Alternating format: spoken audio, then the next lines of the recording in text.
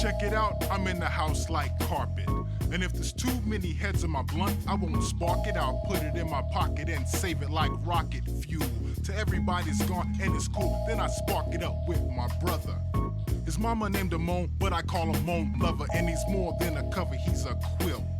We're putting shit together like the house that John built on a hill. Cause this shit gonna feel like velvet, turtle. My style fits tighter than a girdle. If you hate it, then you can just leave it like Beaver. But in a day or two, I'll make you a true believer in me. Cause like the alphabet, you'll see that ism kicks a rhyme, not your everyday soliloquy. Like Chef Boyardee, my rhyme is truly cooking. Peace to Matty Rich, cause he's straight out of Brooklyn, New York. I don't eat pork or swine when I dine. I drink a cup of Kool-Aid, not a big glass of wine or a Heine. If you have time, I'll drop rhyme again.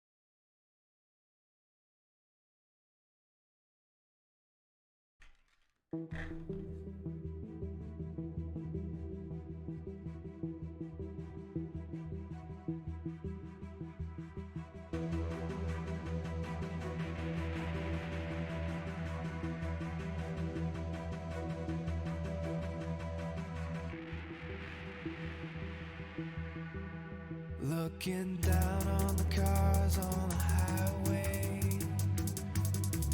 the stream of taillights, everybody advancing together to so willingly sacrifice rights. When people accept their cogs in the system, give up free will, conform, individual pieces that swirl together and become a force storm.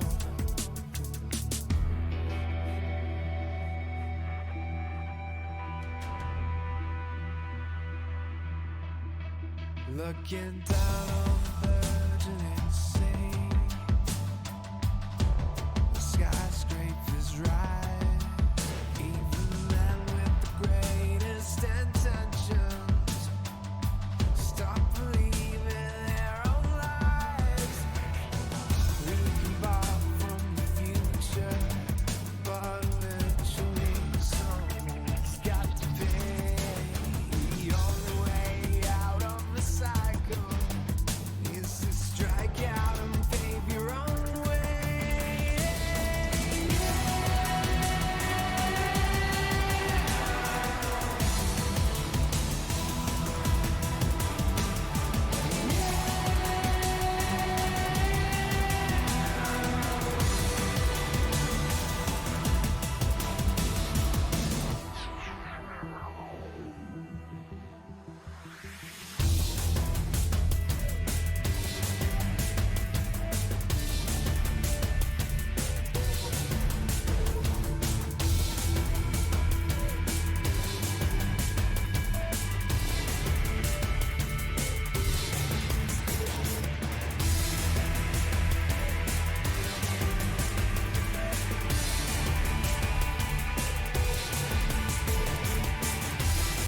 Good morning, Try Hard Nation. What's up? What's up? What's up? I was just dropping the notification to the Discord. Let the homies know to get in here. Try Fi, you feel me? So hit him with a big Try Fi real quick. What up? What up? What up? Fix the camera. All right. It is a pleasure to see y'all's faces today. What's going on? What's going on? Yeah, what's today's tweet of the day here? Bro, look at this. Look at the bullshit here. Riot, an update on how we're evolving League. Oh, cool. New patch, new breakthrough, new expansion, new game. No, just layoffs, and then a bunch of word salad to say that we're doing layoffs. Depressing as all fuck, honestly, here, bro. Holy fucking shit. How does it even have? I mean, we're soon to eclipse the likes with the quotes, obviously, but it's just, yeah, it's gross. It's so fucking gross, dude. Holy shit. So I'm gonna drop the link for y'all here, and probably not today. I probably will want to talk more about that tomorrow. But you know what we're doing today.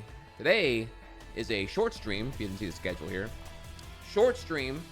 Again, I have a meeting to attend. We're gonna be, obviously, for those of y'all who were here for Speedrun Summit 2024, I had a great time. Some of the event was solid. Obviously, a lot of y'all left because the event kind of sucked. But I think they're open to feedback, and I think they do want to do better. So we're having a meeting now. Me and the other runners are having a meeting to, like,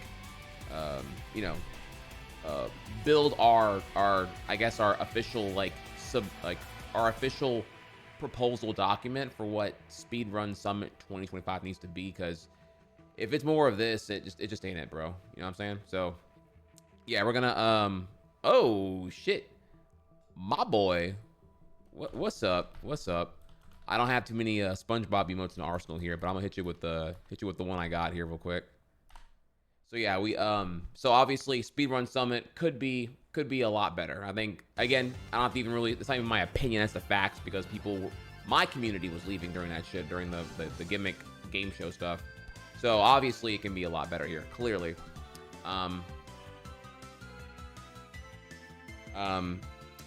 If they do the same charity, they should get games that are made from that charity to showcase. Oh my god, it's actually a really good idea. I'm gonna write that down. That's actually a Giga-based idea. I don't know. How have I not thought about that? Yeah, clearly get I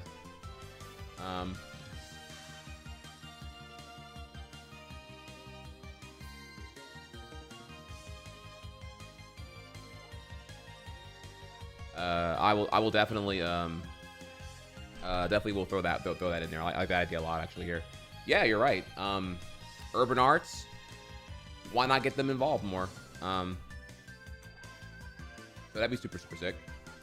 But yeah, so what are we doing today? Well, today is a horrible day for gameplay because I'm a bit behind right now. But I do have exciting news, even more news about, like, you know, when's Yoshi happening, right? Or like, when are we resuming here? So just like a small little thing here, if you're like out of the loop or unaware, right? Currently, what we're doing right now is the Masahito Sakurai YouTube channel. He is officially done uploading every video he wants to do, minus the finale special. So what we're doing is, because we're crazy, or I'm crazy, or y'all joining me on this crazy ride here, we're watching every video. I've been casually doing this over the last, like, year and a half or so, but we need to, like, get it caught up for sure. So we're gonna do that, or we're doing that now as we get the whole channel done before the finale special gets uploaded, which will happen presumably in the next, like, month or whatever.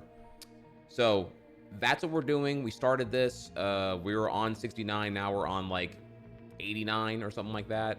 Admittedly, Asmongold and all the other shit, there was a lot of news yesterday, so I didn't really get to any of that shit yesterday, so we're gonna continue today for real. Short stream, but it'll be a good one though, you know what I mean? So that's the thing right there. With that though, I did want to update y'all on when is gameplay coming back here. So obviously the Sakurai binge is, like, not like the highest priority. I feel like I expected it to be like a 1-day thing. So I figured every video was like 2 minutes long, but I'd be yapping a lot, so that's just on me. So of course, React content's gonna do that kind of thing. So yeah, we're nowhere near done. It's just gonna probably be a longer thing as I get through it and whatnot. But it's not like a top priority right now.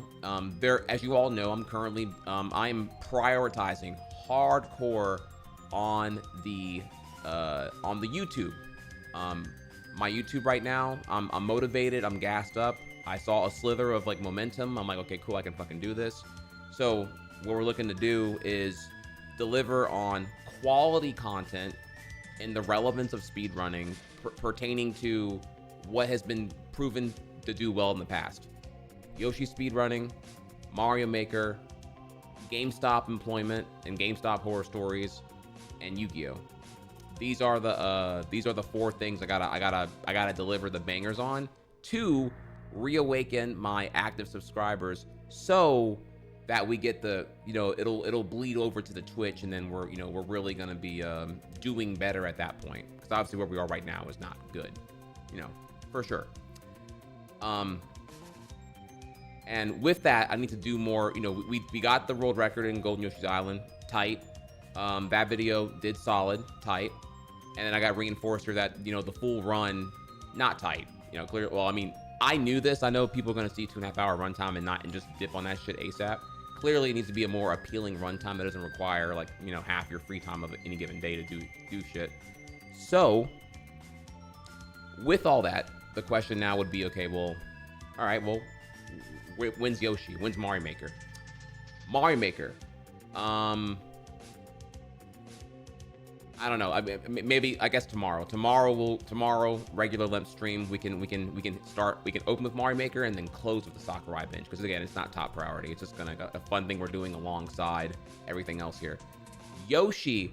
So Yoshi right now, I do want to bring this up here. Yoshi right now is waiting on some things. I ordered a couple of things that I needed as I've been studying. As you all know here, I've been deep in the lab. I'm currently doing tutorials on After Effects. I am studying other content. I'm in a hardcore grind mode on just like seeing here what speedrun content is working on YouTube in 2024, like what's actually getting views. So I better understand how to approach the content angle, because admittedly, I'm very biased in like my boomer perspective. I'm painfully stuck in 2014, and it definitely shows. So I gotta upgrade. I gotta get there. And with that, I recognized, I think Yoshi's very flashy, but I do need to fix a couple of things. The camera angle needs to be better for the controller. We need input display to better translate what I'm doing in the game. And I need better lighting. So I ordered like an under desk light thing that's like going to be better than the one I have right now. Is actually kind of broken. It's stuck on blue. It doesn't even go like white. So better lighting, better crotch cam angle for the controller. And what else was there?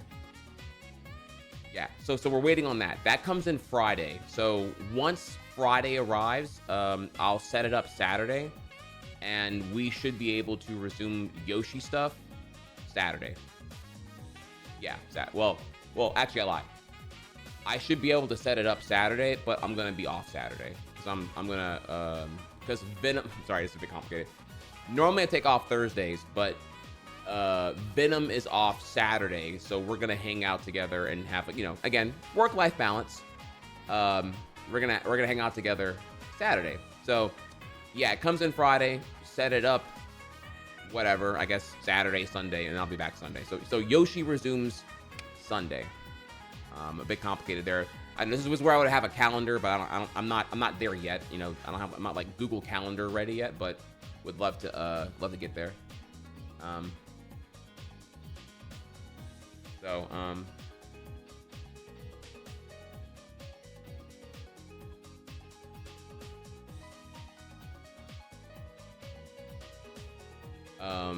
think there anything else here.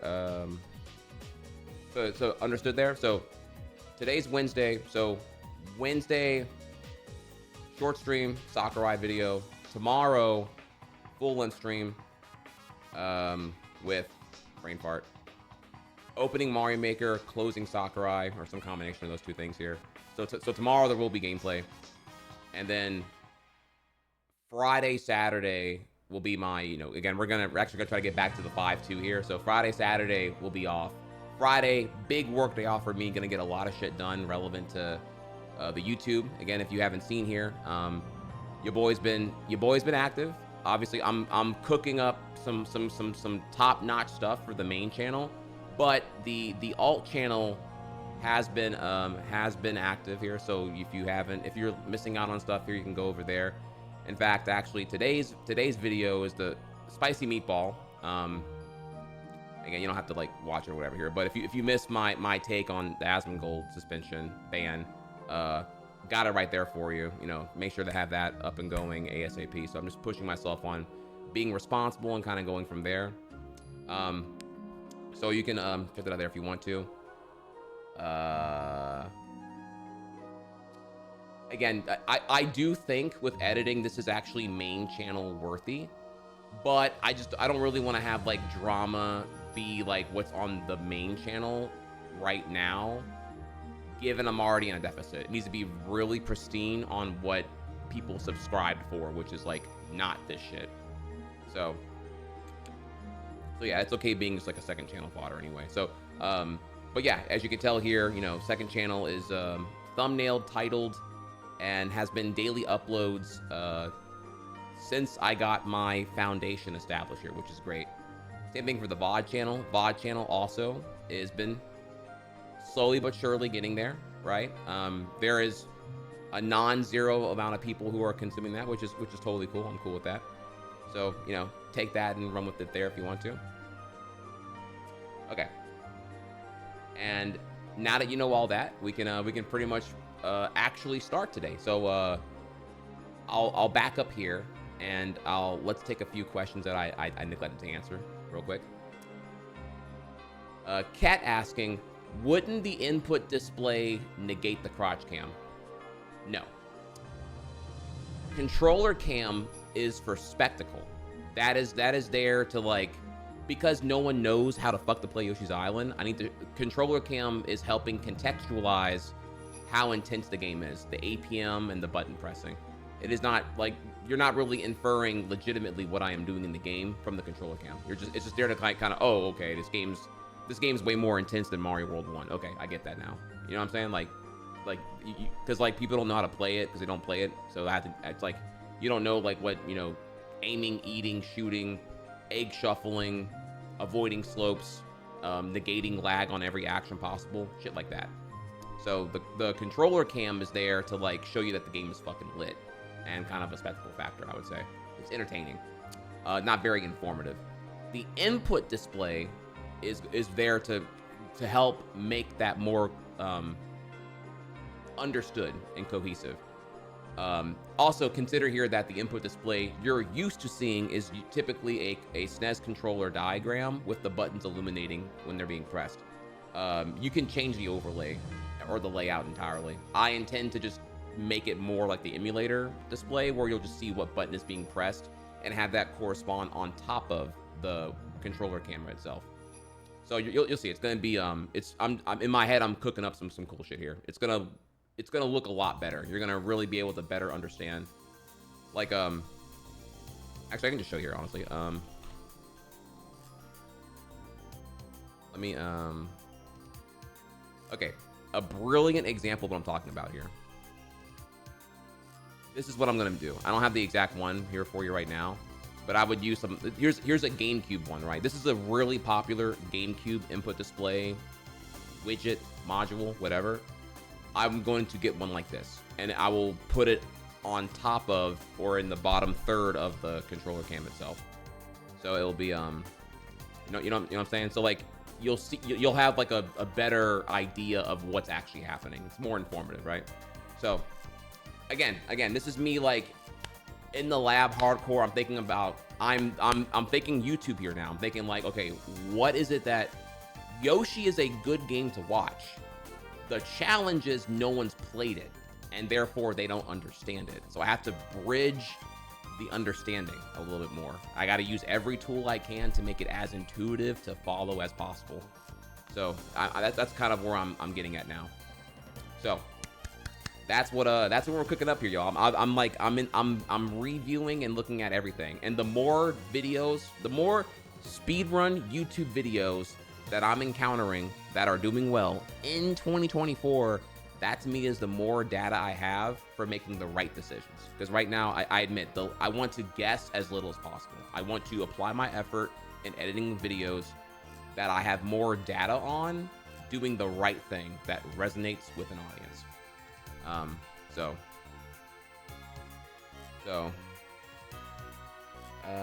Okay. So yeah, that's hopefully that better, because it's a good question. It's a good question actually.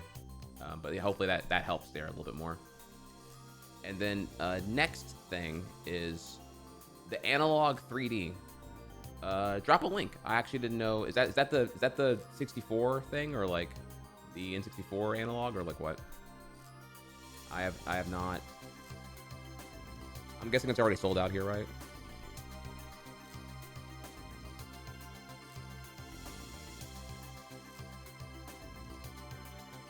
All right, what we got here? Okay.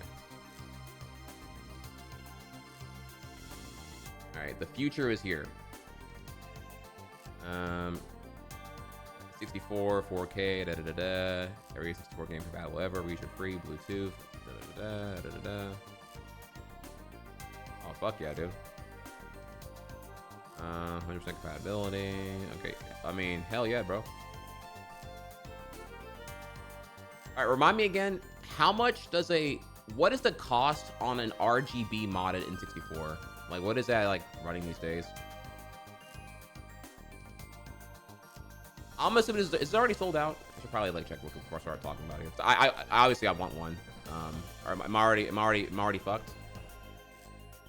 Available now. Pre-order now. Okay, well, hang on, Chad. Let me get up in here real quick. I mean, this is gonna sell out really fast here. I'm definitely white or black. Oh, it's tough here. Hang on, wait. Okay, chat. White or black? Fuck. That's.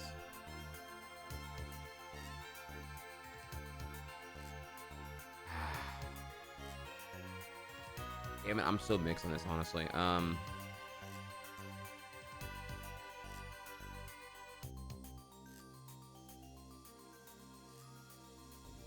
The white kind of drip though. The white is drip, but God, will the white get dirty? I don't know.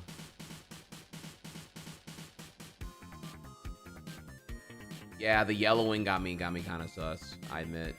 But man, everything already black though. Fuck. Let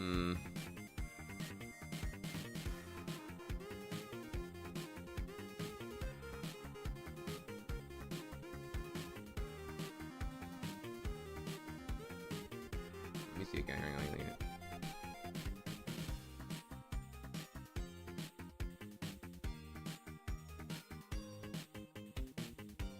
And the black don't look bad though. Hang on, wait.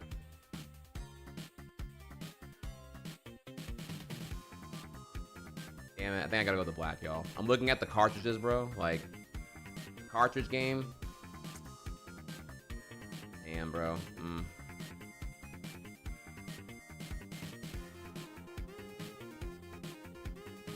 What are the outputs on it? Pretty confident native HDMI, probably. I mean, it's analog here. That's what they're gonna do. All right, I'm gonna cop the black one. Sorry, chat.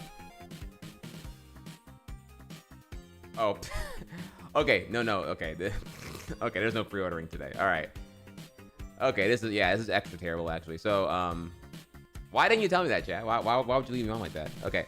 So actually, yeah, pre-orders open in 5 days. It's the announcement for the pre-order window. You did? Man, I don't be reading chat. Shit, y'all got it, dude. I'll play Yu-Gi-Oh. All that yapping, I didn't hear all that. All y'all be doing, all y'all do is all this. All y'all do is this. That's y'all. I ain't read all that, bro. Shit, you know what I did to that? Negate. That mouth hole? Negate. Shut up. So, okay, so pre-orders open October 21st, 8 a.m. Pacific. Okay. Yeah, it's about this thing have to be scalped like a motherfucker. Y'all saying y'all mad about 250? Have y'all not seen what Analogue costs? Also, Have you seen when they're 250 is actually pretty good for what this is here. Have you seen? I'm sure the R&D to get this shit done for how it is, along with full compatibility and whatever that rigorous testing involved doing. Plus, when their shits go out of print, that doubled in price. Have you seen what a Super NT is costing right now? Now that it's out of print, yeah, shit was 200, then out of print. Oh yeah, bend over and get fucked, 550. So, you know. Look, you say y'all mad about 250. I'm like, look, retro gaming wasn't cheap. I don't know what crack pipe y'all were smoking when y'all like, oh yeah, retro gaming. That's very accessible and affordable. Said who? Yeah, this shit's like hella niche. So, yeah, personally, I'm kind of happy it's under 300, honestly. Plus, again, the counterpoint too here. What is a RGB modded 64 cost right now? Tell me. Promise you, it probably ain't. First off, what's a good condition working 64 running right now? Like what? Like 80, 120? I'm assuming. I know a SNES is like pushing north of 90 right now for a good condition SNES. So 64 I assume is going to be around that price or a little bit more here. Yeah, like chat, you're not being serious here. The RGB mod's probably 200 with parts and labor. Minus the existing console you need to even do it. Yeah, let's get serious here. Let's get fucking serious here. Like 250 is like a very, very good deal for what we're looking at here. Awesome.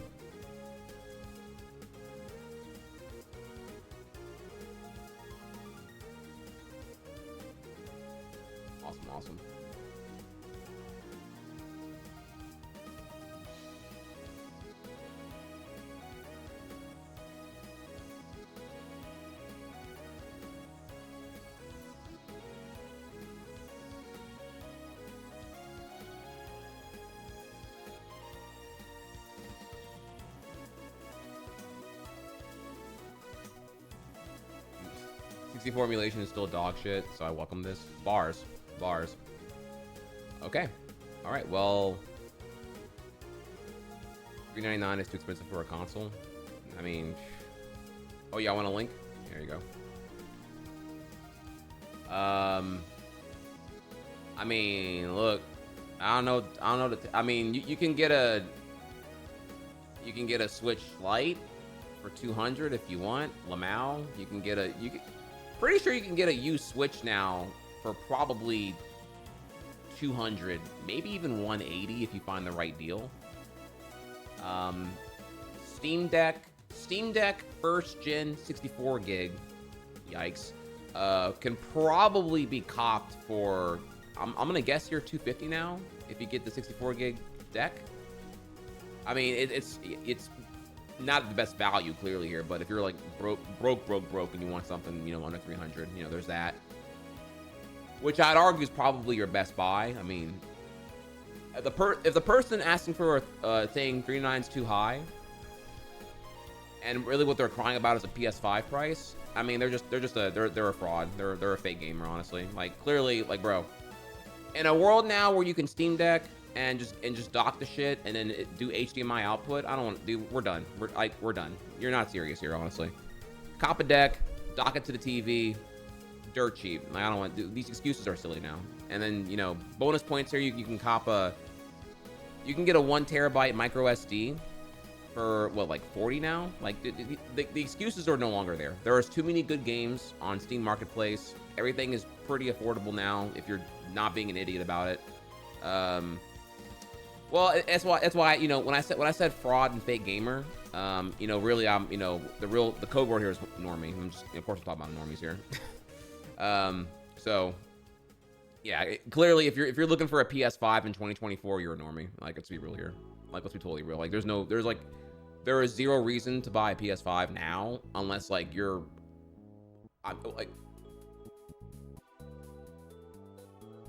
normies cannot say that they're this hyped to play Gunner Blade and Astrobot. So minus those two games, there's no reason to buy a PS5 right now. So, all right, we're moving on.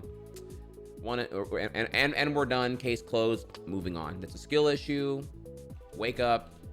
It's unironically a skill issue here. What you're spending your wallet on is like actually dumb shit, and we're moving on. All right, cool. Literally Final Fantasy. Actually, FF16 did not come to PC yet, actually.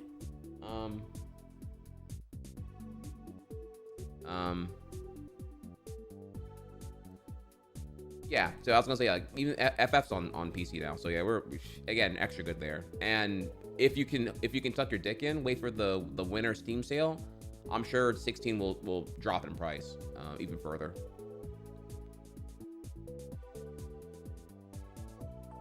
Correct, yeah, that isn't on PC. Correct, yeah. Like what is the actual competitive exclusive reason to get a PS5 now is the question. And yeah, if you're a modern gamer and you like whatever, you know, like the whole thing here is like, again, the whole thing is, sure, if you want a console streamlined experience, I totally understand.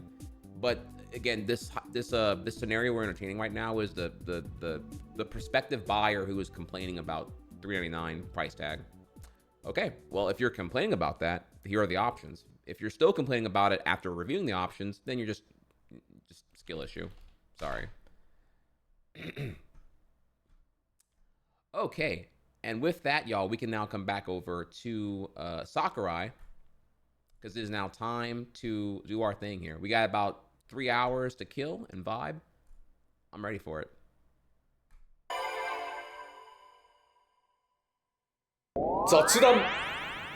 Oh, it's the grab bag. Try Nani. Everyone in chat, drop it.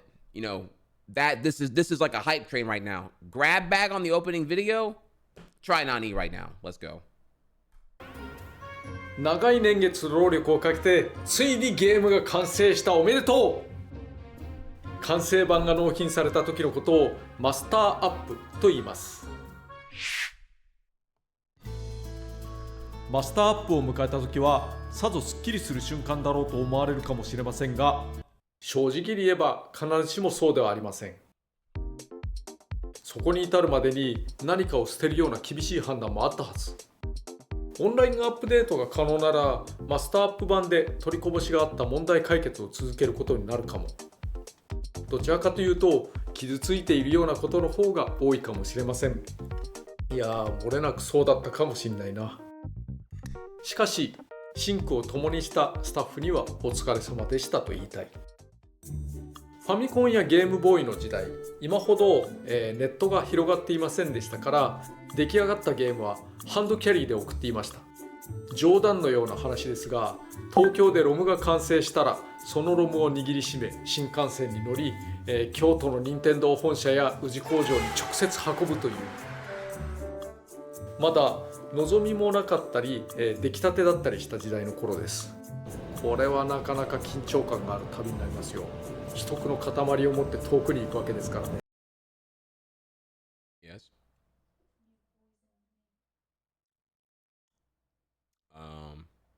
Okay. You want me to?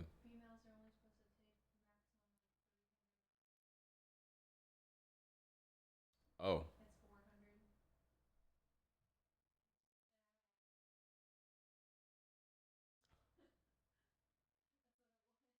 Oh. Okay.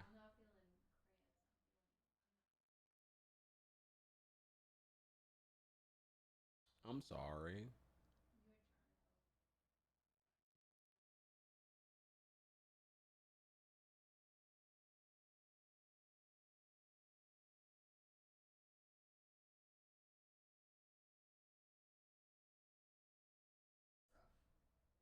Well, you sound better now, at least.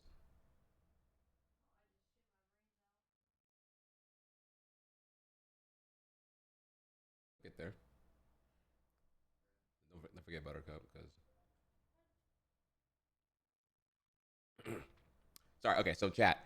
Sorry, that was Venom yapping to me. You should be doing that yapping thing too. Take a second here. Sorry, we have a important question. What the fuck are we looking at?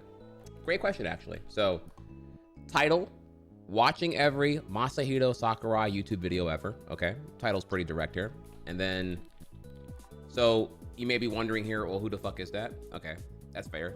So, Masahiro Sakurai is a prolific Japanese game developer who probably most known for making Super Smash Brothers, also Kirby. He has made every entry of Smash Brothers since. You're probably familiar with Smash Ultimate being an admirably ambitious title that has executed on all fronts. It is a visually, graphically, gameplayfully, just bliss point of holy fuck. Clearly, if you look at it from a competitive standpoint, it is like a pretty questionable endeavor for some people. But again, it was not really built with competitive explicitly in mind, so take that all with a grain of salt there. And yeah, he has a YouTube channel. After being a game developer for several decades, he's gone on to his newest venture, which is making a YouTube channel dedicated to his insight and philosophy on creating games. And we are watching every YouTube video from this in effort to be prepared for his finale special that'll be coming probably later this month. So, with that, let's continue and learn. By the end of this year, we'll all be like top tier game devs. It's a fact. ロムに刻み込まれ、またオンラインアップデートもない時代であれば開発はそこまで。海外移植版を制作することはあっても、終わりがピシッと決まっていました。それに比べると昨今はオンラインアップデートもあるので、ここがマスターアップです終わりという印象が薄く、あんまりすっきりしないかもしれませんね。だけど七難八苦七点抜刀のもと、ものが完成できたのは何より。同時に多くのゲーム開発者がこんなに厳しい思いをしながら完成を迎えているのかななんて振り返ったりします。こういう思いをしてるからこそ他のソフトをありがたく遊ばせてもらってますよ。マスターアップを迎えた世界の人々におめでとう。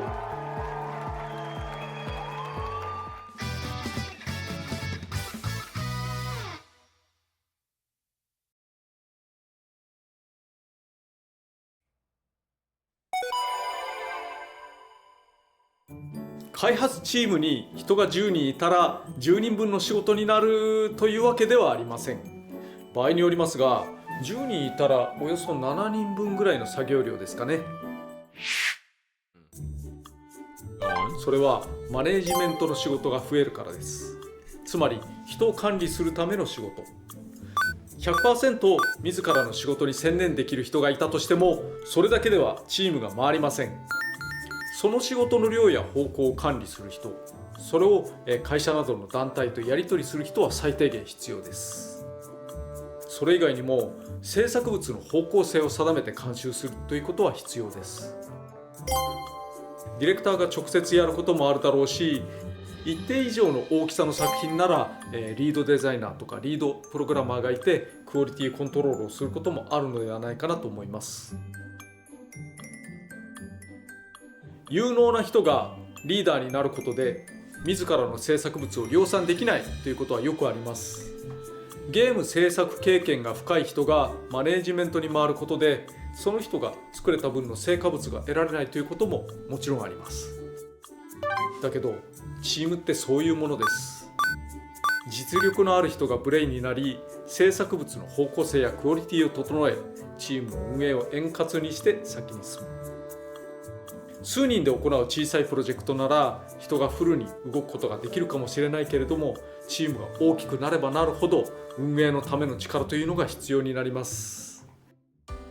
また人が多くなれば意思の疎通を取るための時間ももちろん必要になります。単純に制作物にまつわることだけではなく、ツール、セキュリティ、あとルールなんかもそうですね。チームメンバーが全体を俯瞰しやすくするため、各チームの成果物報告会を開くことをお勧めします。つまり、例えばキャラクターチームは特定期間内にできたキャラクターを見せプレゼンをすると。単にお互いのチームで作っているものが分かるだけでなく、プレゼン能力がつき、人に見せる仕事に対して意識を深めることができるのでおすすめです。ゲームはどのみちお客さんに触れてもらうもの。その前に多くの人に見られることは作品を磨くためにも役立ちます。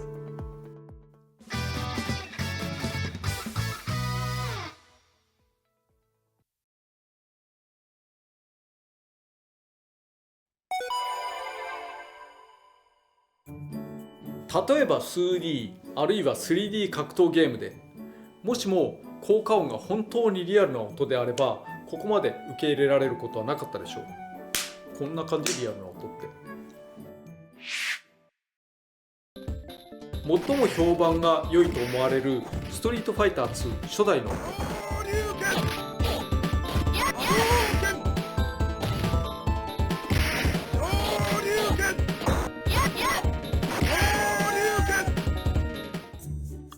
What does he mean? Whenever I do a fatal blow on some fuckboy who's like, hitting on my girl, yeah, they make the yeah, they make a very echoey, squeal of pain. So, I mean, right? ものすごく嘘がありますよね。特に海外の方はこれ何の音なのだろうと感じるかも。これ私の感覚では昭和のヤクザ映画のような誇張ですね。映画の作り方にはいろいろありますが、もともと日本はアニメを除いても音を誇張する文化がありました。音響さんのいろんな苦労があったのだろうと思います。映像もゲームも映像がリアルになっていくと音が誇張する違和感は増していきます。だけどゲームが完全リアルな音だ。人を殴るとき音がペチンとしていた。これはさぞ物足りなかったことでしょうね。そもそも格闘ゲームは格闘とはかけ離れたものであるという意識がないとゲーム性などから本質が外れてしまいそうですが、それはともかく一方リアルっぽい音はそれなりのメリットがあります。何しろ何も意味がないところに意味を持たせられるわけですから。ここで音は意外とリアル系であるマインクラフトの効果音を聞いてみましょう。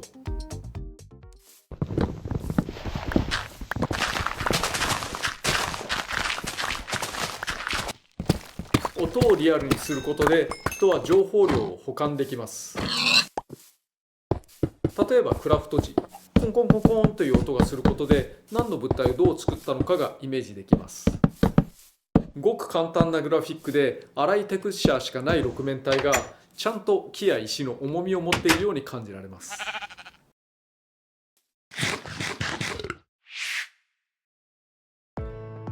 音は誇張でもありリアルでもあり、ゲームに見合ったバランスを取ることでゲームの実体感はしっかり増していくことと思います。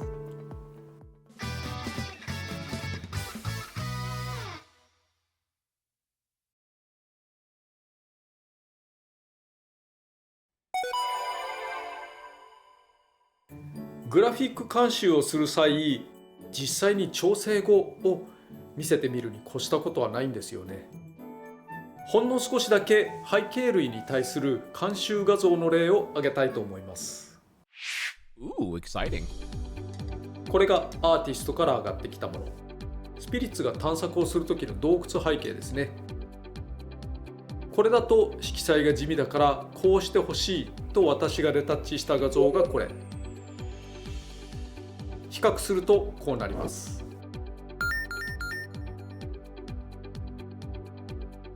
ボスであるマルクの背景が上がってきたものがこれ。このようにしてほしいとレタッチしたもの。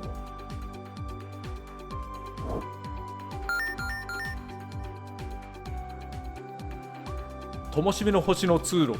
これは明度の差や厚さ表現でこのようにしてほしいと。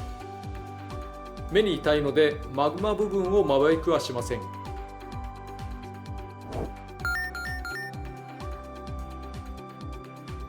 ういった調整を口頭で伝えるのは難しいですよね。どのように説明したら良いと思いますか？だけどディレクターが全部のレタッチ画像を用意していくのは現実的ではありません。いくら時間があっても足りないかも。しかし今回挙げたようなレタッチはいずれも作業時間5分程度、少なくとも10分未満で用意していると思います。これなら口頭で伝えるより有効な手ですね。洞窟の絵の場合、絵をフォトショップに読み込む。レイヤーをコピーしてコントラストを上げる。層を少しずらす。色素をずらしたレイヤーの光が当たる部分に消しゴムをかける。紫に振ったレイヤーが照り返しのようになり、綺麗に見えてきます。Suddenly, Photoshop lessons now. Okay, cracked. そして色合いを整えて仕上げる。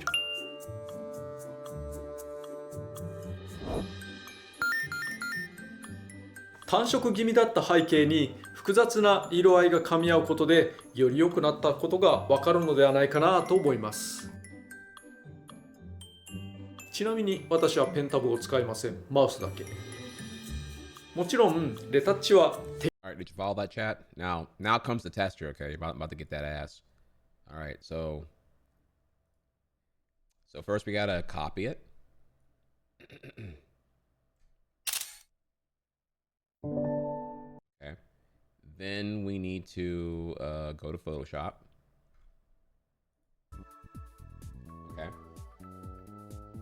this is on the test, by the way. This is the test right now here. Make sure y'all motherfuckers pay attention. Okay, and we're gonna go ahead and open up our file. Go ahead and open up Photoshop, please. All right, we're gonna go ahead and copy this here. We're gonna go ahead and take that, and let's go ahead and dupe our layer. And then we're going to change the blending mode.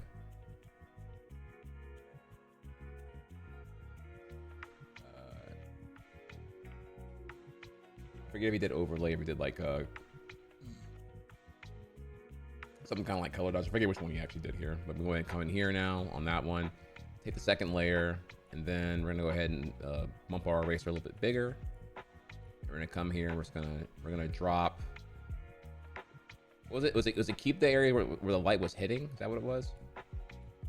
Or was it vice versa? I forget here actually. Yeah, some kind of like this. I'm being lazy here. I think I'm doing it backwards here right now. It goes the other way around. Keep the areas where the light was shining. Is that what it was? And can I borrow a French fry? Yeah, something kind of like this. But you know, except what he did was like, you know, the really good way. But he already knew how to like do the whole like light thing and whatever the fuck else. So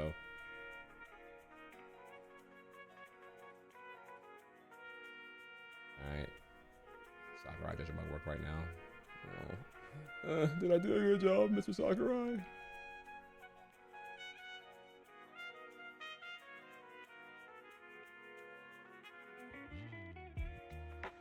All right, chat. And Sakurai rates your work. Yeah, man, knew what he wanted right away.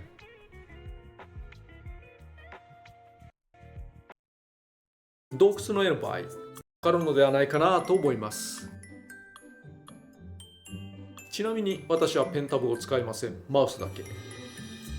もちろんレタッチは適当にやるので、実際にはアーティストが正しくしっかり仕上げてもらう必要はあります。もちろん最初から OK が出るいい絵で開けてくれるのがベストですけどね。しかし監修はあくまで方向性だけ。製品レベルに磨くためにはここからアーティストがしっかり頑張る必要があります。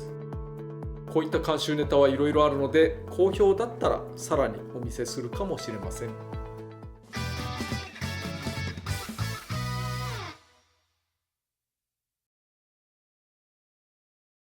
Ooh, the next one's looking really good. Exaggerate to make up for information loss. はい、モーション関連で印象に残ったことを雑談気味に。2002年作「クロックタワー3」という作品は日本では有名な映画監督である深作欣二監督の遺作となりました。見るとビジュアルシーンの演技がすっごく大げさなんですよね。見ていると笑ってしまうぐらいです。このことについて氏は語ったそうです。ポリゴンとなったキャラクターは人間が持つさまざまな情報がなくなってしまうので、その分大きく演技しなければならないのだと。これは正直驚きでした。深作監督にとっては初めてのゲーム制作だったはずなのに、こんなに明確に本質をついているっていうのはすごいですよね。ゲームにおける Actually, I have to agree here on that. I've never played Clock Tower 3, but given this is a 2002 game, you really got to go back here and see like what animation ambition was in video games back in like '02. I mean, I think minus, FF10, the examples are very distant from anything like this here. I'm actually shocked at what I'm seeing here right now.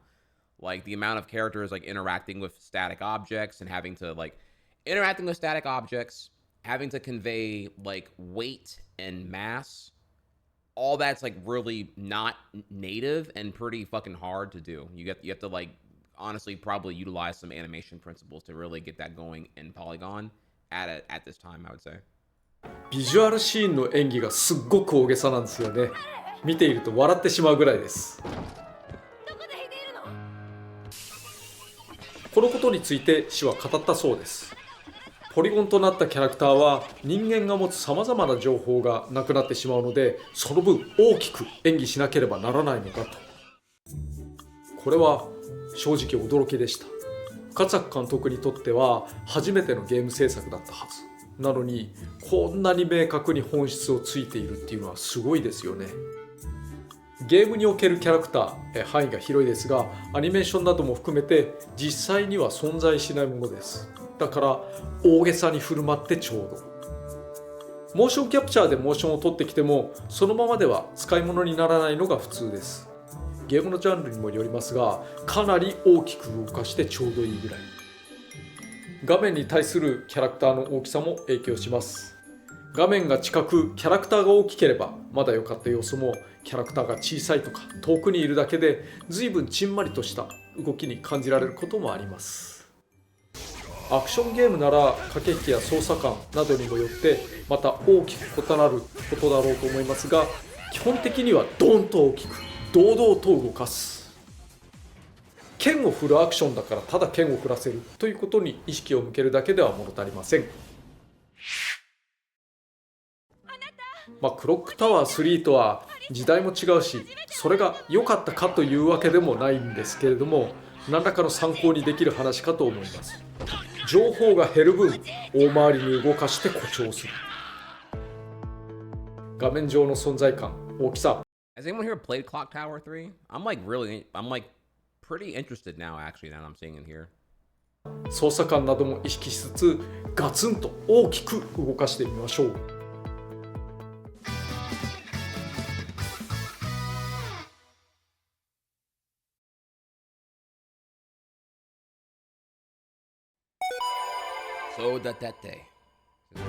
私の制作したゲームの中で最も小規模なチームで作られたのが育てて甲虫王者虫キングです。こういった小さい LSI ゲームなのですが、まずはその制作背景から。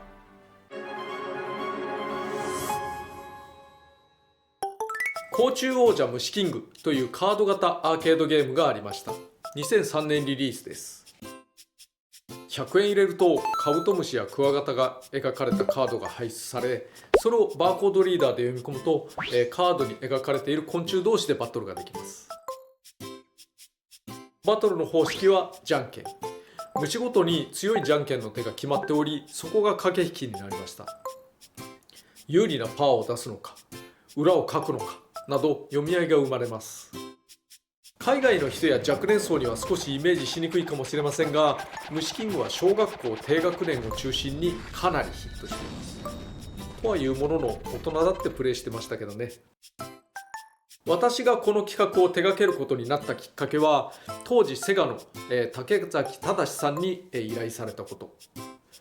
竹崎さんは元セガの名物社員で、現在はトムスというアニメ会社の社長になられています。今でも交友があるお友達です。LSI による育成ものと虫キングを組み合わせたような、イメージにしたいことは最初の依頼にありました。育てて虫キングの概要は依頼を受けて書いた当時の企画書とほぼ同じイメージですので、何枚かご覧ください。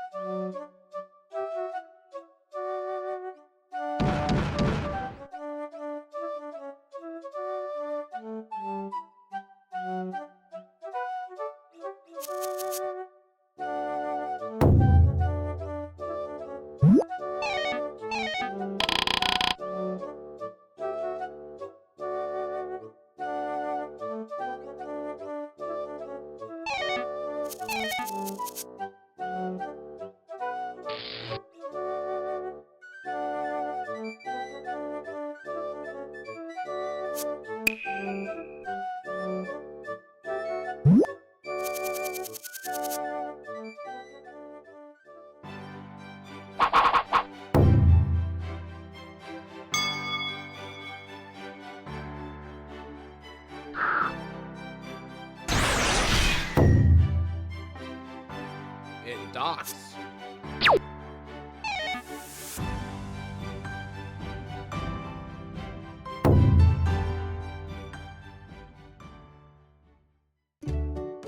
育成するということは育成段階によって強い時と弱い時があること。対戦で破綻が起こりすぎないように注意しました。また、Oh, hello there, Funky King. We'd love to have you on the Anything Else podcast. I don't know what that is, but yeah, link it in link an example of it so I know like what it is, and then yeah, sure, DM me on Discord and we can follow up from there. 虫を育てているという印象を高めるため、例えば餌はいきなりバクンと消費するのではなく、ゆっくり噛むような表現をするなど情緒にも気を使いました。夏気度、好物と苦手、アイテム、病気、特訓、疲れ、改造、プレゼント、お別れ、家出とか、小さいなりに様々な要素があります。朝、虫が眠気を感じている時に無理やり起こすと、だんだん早寝早起きになったりと、それらしい隠れ仕様もあります。ところでこの企画書を書いたのは2005年のゴールデンウィークです。その直後の E3 でスマブラ X 制作のオファーを受けてしまったため、仕事が並行していて大変でした。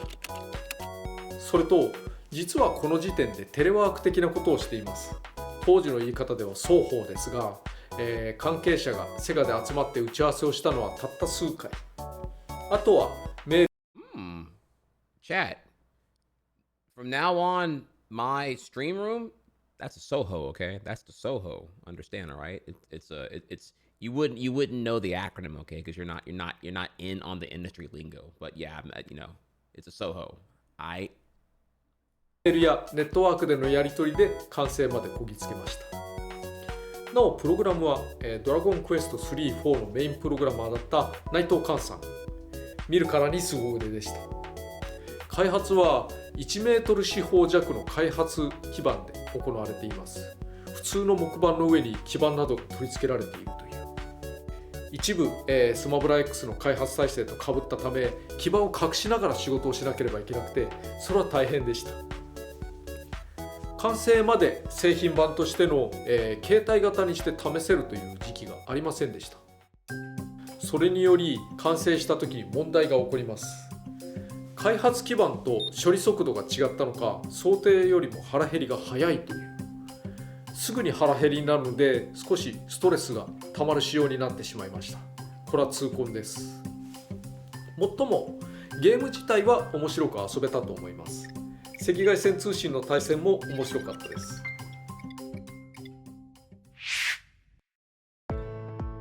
元より虫キングがあるので駆け引きを考えたりする必要は薄い仕事でしたが、 LSI ゲームを作れたという経験自体は良かったと思います。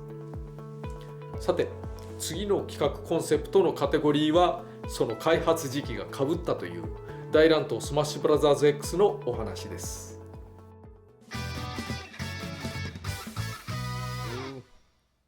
Well, it's not the next video. It's the next one in that category. All right. Emphasizing text. その作品性にもよりますが、テキストで読み進めるようなタイプの作品では文字の制御ができることがあります。文字の大きさを変える、色を変える、いくばくかのアニメーションを行う、フォントを変えるとか、画面振動を起こしたりフラッシングさせたりする演出もそれに近いですが、今回はテキストの話に絞ります。文字演出はあんまりシリアスな作品には合わないかもしれませんが、文字や言葉の表現を変え、よりキャラクターの感情が伝わるようにしたり、無機質なゲーム展開に彩りを加えることはいかにも必要そうに感じられます。システム上これらを設定できるようにしておき、各国の言語に翻訳されるときには翻訳者がスクリプトを直接調整できるようにしておくようにするのが良いと思います。スクリプトというのはここでは演出を設定するデータのことを指します。すべてを元の開発側で設定していくのではなく、翻訳側に依存した方が良いと。何しろ言語によって適切な強調方法は違います。Gonna actually agree here with Ambition all the way here. This was the text being too small was a exhausting thing that was happening into the 7th generation of consoles. I recall particularly Street Fighter 4 Vanilla being terrible on the text. I think Dead Rising 1 as well. Just like the text way too small. Even on like a regular HD display, it was still pretty fucking tiny. Like it clearly just not like built for a size. Maybe again the staff were like on production monitors and they're like a foot away or whatever, but like in the real world it was like not real world friendly at all. There are a lot of captions and subtitles in some games that are just like pathetically small. I don't remember if it's like Forspoken or if it was it's some game from Square Enix. Like they're not JRPG Division. I forget what the game was called, but like, bro, the subtitles in that game were illegible for me, and I'm like not far from my monitor at all. 日本はコミック文化が盛んでしたから書き文字やマンプなどの表現が非常に豊かです。書き文字というのは背景などに直接書かれる擬音など。マンプというのは、人物の顔に出てくる汗マークや青筋マークなど。実際にはあまり Now I want to actually comment here. You know what's funny about that is that full cam please. Streamers go through the same thing actually. The small text pain point. It's the same problem on streaming actually, because I used to make my text always like a, I don't know, smaller native size. Even right now, this is still like not good. I need to change this actually. I've been meaning to do that for like months now. I just haven't gotten to that yet. Again, I'm working on the YouTube stuff here first. But you get challenged here because, you know, when you watch me on a phone, not a tablet, on a phone, suddenly now it's all different, which is why, if you've noticed, I always go out of my way whenever we're doing Twitter talk. I always make the text size 150%. When I'm reading an article, I make the text bigger. I never consume anything at the basic level. I'm thinking about the phone consumer all the way through here. That's why also when I'm doing like I guess here like Twitter talk again, if I have like I have like the crop is, this is not like at scale, this is larger than it's normally meant to be, shit like that. So I'm always making sure that the mobile viewer can at least attempt to read a text. あまりないけど記号として描かれるもの。感情表現が多いです。フォントや文字の使い分け、吹き出しの使い分けなども豊かで、限られた情報量の中で多彩な表現を行ってきました。そんな文化の中、同じサイズのテキストを淡々と送るだけではもったいないです。掘り下げる価値はあるのでは。だけど、国や言語によってそういった演出が生きる尺度も異なる可能性があります。それぞれの国のネイティブの人が演出も含めて考えた方が良さそうなので、翻訳者がスクリプトをいじれるようにした方が良いというお話です。Wait. Is Sakurai saying that localizing is something that needs to be done in addition to translation? Sounds kind of woke to me. But you don't just trust the AI overlords to just fart out a translation verbatim and have it be completely accurate even across cultural interpretations? Y'all think he's woke, y'all. Sorry to say, we gotta cancel him. And this is in reference to I don't even want to, I didn't even cover because it was so fucking stupid, but this is in relevance to like metaphor localization complaints I saw on Twitter that were actually like had to be baked because they were so fucking stupid. And also again, there was some anime translator like giga cringe where they're just like, I don't get why you don't get the episode sooner. They can't just use the AI to give me what I want. Bro, it had to be bait. I mean, on God, try yikes, and it had to be bait, bro. I don't know what else to say, bro. Like it was. I'm like, bro, you cannot be serious. テキスト表示。当たり前といえば当たり前の機能です。だけど、そこを読み続ける作品であれば、ここにより踏み込むことはそれなりの効果があるのではないでしょうか。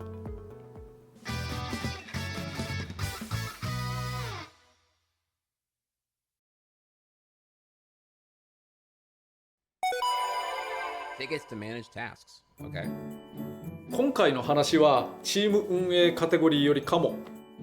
今やある程度以上の大きさのタイトル制作ではほとんどがそのようにしているのではないかとは思いますが、未知の作業環境で作られている方やゲーム業界以外での参考になるかもしれないので話題に挙げてみます。プロジェクトではほとんどの仕事はチケット化されています。まあチケットといってもこういう本当の紙のチケットみたいな感じではなく、ツールでサーバー上に管理されているデジタルデータです。ただしこれは担当者から担当者に手渡されることで、このチケットを持っている人が仕事をすることになっているということがはっきりと分かる仕組みです。概要だけお話ししますと、ゲーム内で一つのキャラクターを作るのにもいろんな手順があります。例えば企画風を決める、仕様書を書く、リグを含めたモデルを作る、モーションを作る、プログラマーを作る、エフェクトを作る、効果音を作る、バランス調整するなどなど、それぞれの仕事がチケット化されて、手渡しされます。サーバー上で。それぞれにリーダーや担当者が決められていて、所持チケットを確認することができますから、漏れや忘れはありません。作業に上流と下流がある場合は、同じチケットで職種をまたぐこともあります。例えば、モデルができていないとモーションが作れないとかありますよね。作業が間に合わないと見切りで下流の制作にかかることもありますが、あんまり直列にしない方が良いと思います。チケットにはステータスがあります。進行中と完了のほか、保留、破棄などがあります。これによって状態を見極めます。チケットにはある程度の、期限限定がなされ、リーダーやマネージャーなどが管理することができるため、遅れやトラブルなど問題発見につながります。デバッグなどにもチケットを使います。例えばデバッガーがチケットもらう、それを確認する、何か返すみたいな。バグはすべてチケット上でレポート化され、まずセクションリーダーに振られた後、担当者を配分されます。担当者違いや複数人をまたぐ場合、各判断で別の担当者に回されることもあります。このチケットと呼びましたが、チケットという呼び名もツールなどによって差があるのかもしれません。要は作業タスクですね。作業は見える化が大事だと言われています。タスクを管理してやるべきことを明快にする。昔はなかった仕組みですが、今や作業のチケット化はこれがないと仕事にならないほど大事です。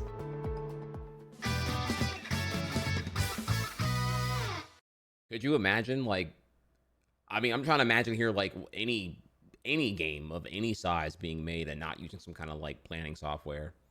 Trello, Asana, ClickUp. I mean, there's a million of them, but like, I mean, if you have all your like to do and like your completed and in progress and planning shit all in this one giant cum dumpster of your brain flowing around like some overstuffed clogging toilet, I don't know. Yeah, you definitely got to, you kind of, you want to get that down on pen and paper or something of like documentation so you can then see the bird's eye view. You know what I mean?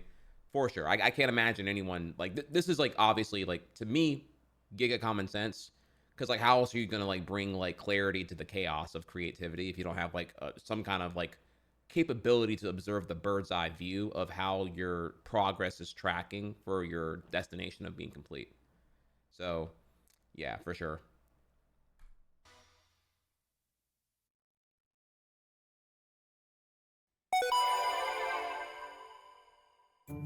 私のゲームでは結構多くの作品で完成めいたものが入ります。スマブラでは相手を大きく吹っ飛ばした場合、撃墜になった場合や勝利画面など。You know, I forgot that even happens, bro. That it's so good, it's immersive. I forget that there's like cheering on a per hit basis. I do pay attention. I'm aware when they are cheering the name of the character when you're like really high percent and getting the clutch. But I forget that there's like cheering per hit. Wow, I didn't even realize that. 撃墜になった場合や勝利画面など、崖ギリギリで捕まった時などもおおという歓声がこっそり上がったりします。カービィのエアライドにはクリアダウン、Smash Brothers has an applaud track with a prospective audience in game. Thousand Year Door has a stage with cheering and such. Venn diagram. I like these games. Just an observation. ダンスの音楽に合わせた手拍子も流れます。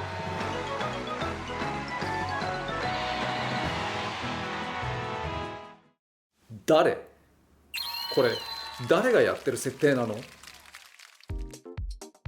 ゲームは遊びだからプレイヤーの良い行いに対して褒めてあげることは大事です。単純に何かが儲かるとかクリアできるということも褒めてやる要素だと言えるのですが、それだけで終わるのはちょっと物足りない。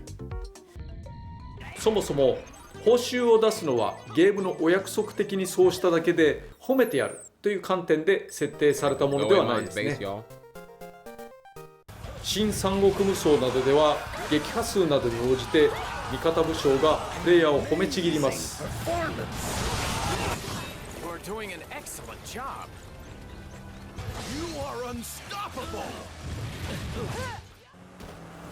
フォルツァではあらゆる行動でボーナスがつきます。綺麗に走ろうとボコボコになろうととにかくボーナスがつく。こういったものも褒め要素有効だからどんどん織り込んだ方が良いです。スマブラスペシャルではミスした時の爆発に紙吹雪を混ぜました。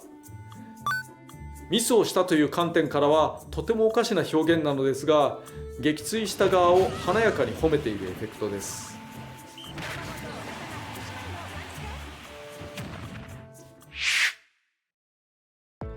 それぞれのゲームで単純に当たり前の出来事を表現するのではなく、プレイヤーの気持ちに沿う、もしくは誇張できる演出を考える。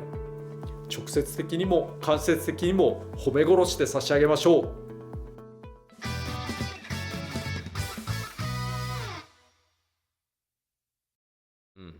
Uh-oh. Next video is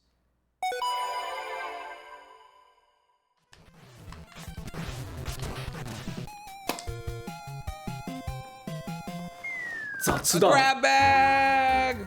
私はファミコンことフ何ァミリーコンピューターのソフトの開発をしたことがあります。こりゃラッキーだった。作ったのは星のカービィ夢の泉の物語。私と同い年のゲームディレクターは多いのですが、その中でファミコンのゲーム開発を行ったことがあるという人は少ないです。業界入りが比較的早い私でもギリギリのタイミングでした。ファミコンは1983年7月15日日本で発売されました。リアルタイムで見た私の感想、なんといっても当時としてはずば抜けてよくできていました。この時点での他のゲームは単色でドットも荒いキャラクターがもたもた駒飛びで歩くなんてものも多かったので、明快に一線を画していました。美しいグラフィック、響く音楽や効果音、滑らかで高速な画面処理、操作しやすいコントローラー、しかもそこまで高くはありません。何よりソフトが面白いという無敵か。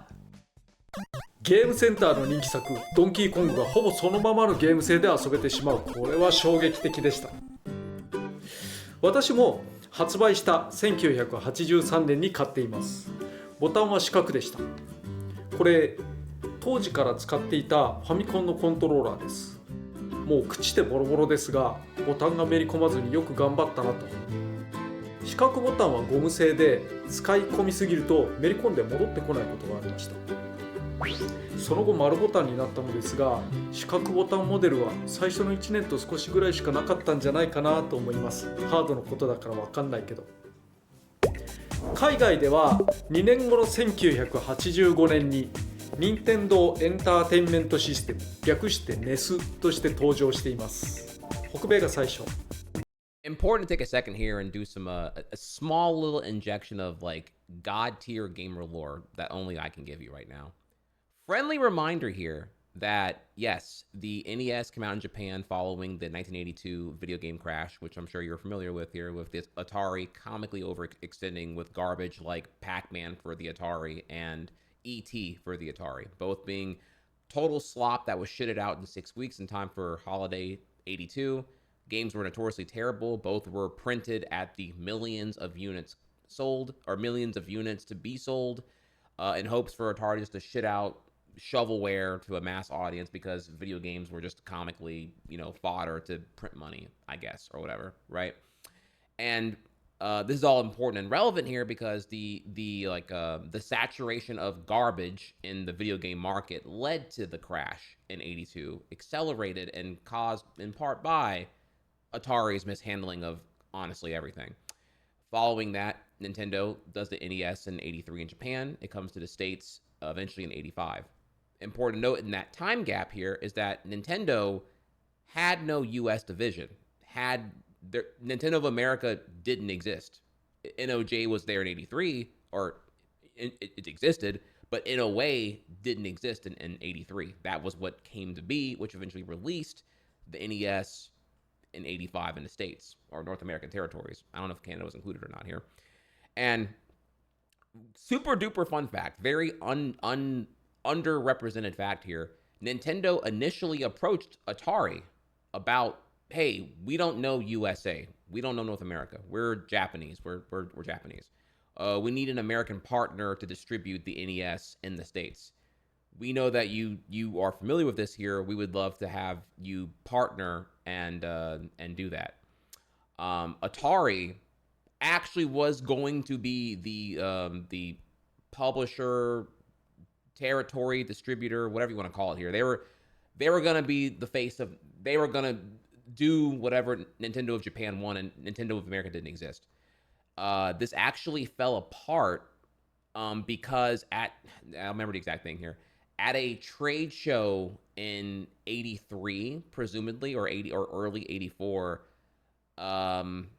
Nintendo was showcasing some Atari game on the NES, and the CEO of Atari was so territorial and looked down so much on Nintendo at that time that he was insulted that an Atari property was being demonstrated on the inferior Nintendo console or whatever. And so for that reason, he caused a huge ruckus. And again, this is all like in a book that I read a long time ago called Game Over. But like he like caused a huge ruckus on some like ego-fueled, probably racist shit. Honestly, just like them Japs, something like that. I don't know, whatever here. But something happened and that bridge got burned. And so because Atari wanted nothing to do with Nintendo because he just felt so insulted by whatever he saw at that trade show, that led to then Nintendo having no other option but to get boots on the ground and build an American division to operate in mirror of what NOJ wants to do. So then Nintendo America happens and the NES is released later than expected. It came out in 85 rather than 84, but it came from Nintendo of America and not an Atari partner. So yes, if you're wondering here, yeah, Atari, they cheddar bobbed themselves pretty fucking bad and dick for sure, because they could have been, they could have pretty much had leverage over like, yeah, the only reason you're doing well in America is because we, Atari, are the ones doing the distributing right now. So I should probably reread that chapter so I can tell the story in more depth over what happened at that trade show. But I feel this is a pretty powerful thing that people don't know about. People know about the Sony sound chip and how the Nintendo PlayStation came to be, but people really don't know how Atari was like this close to being the distributor for Nintendo's American division. So, crazy story there. Hope you found that interesting here. Try hard in chat if you enjoyed it. Gigantified emotes are welcome too. So, all right, great. Let's keep going. 実はその2年の間に日本ではゲームの技術、ゲーム内容がぐーっと上がりました。例えば発売年にはマリオブラザーズが、1985年にはスーパーマリオブラザーズが出ています。この比較だけでもゲーム内容の差が歴然としていますよね。NES にはアクションセットとデラックスセットがありました。アクションセットの方にはスーパーマリオがバンドルされています。同時に海外市場に Last thing here. So Atari and Sony dropped the ball. Cool. Nintendo, no, other way around. Nintendo did. Sony entered the gaming competition in the gaming business because Nintendo dropped the ball. Nintendo backstabbed Sony, actually. Ken Kutaragi, the father of the PlayStation, actually was a sound engineer and was developing a superior sound chip for the Super Nintendo. He did this in privacy, not telling Sony headquarters what he was doing to help Nintendo. And then by the time Sony caught word of this here, the people were like confused over why Sony, a prolific electronics manufacturer, was like helping Nintendo with like video games or their fucking toys. Remember, these are toys at this current perception.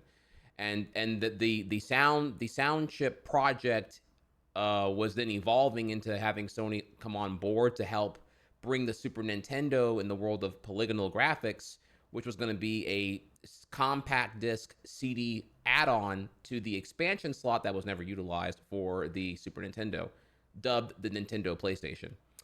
And that was what was planned. Nintendo was cooperative with this until again, this is where it gets a bit more murky, but like I think I'm telling the story again here, but I mean, to not tell the whole story about that, because you already know that story probably here. The whole point of me saying all this is because in the end, Nintendo backstabbed Sony, which is then what led Sony to then be petty or angry, and then they entered the gaming market because they had so much investment on this CD add-on that Nintendo abandoned them on and then backstabbed them over it.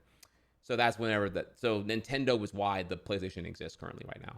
No, not joking. Like literally, they're the reason it all happened. So Nintendo dropped the ball in this case here. But this is also a symptom of like old management. Like, this is before, Satoru Iwata was around. This is like the OGs in the game and whatnot. Yeah. So,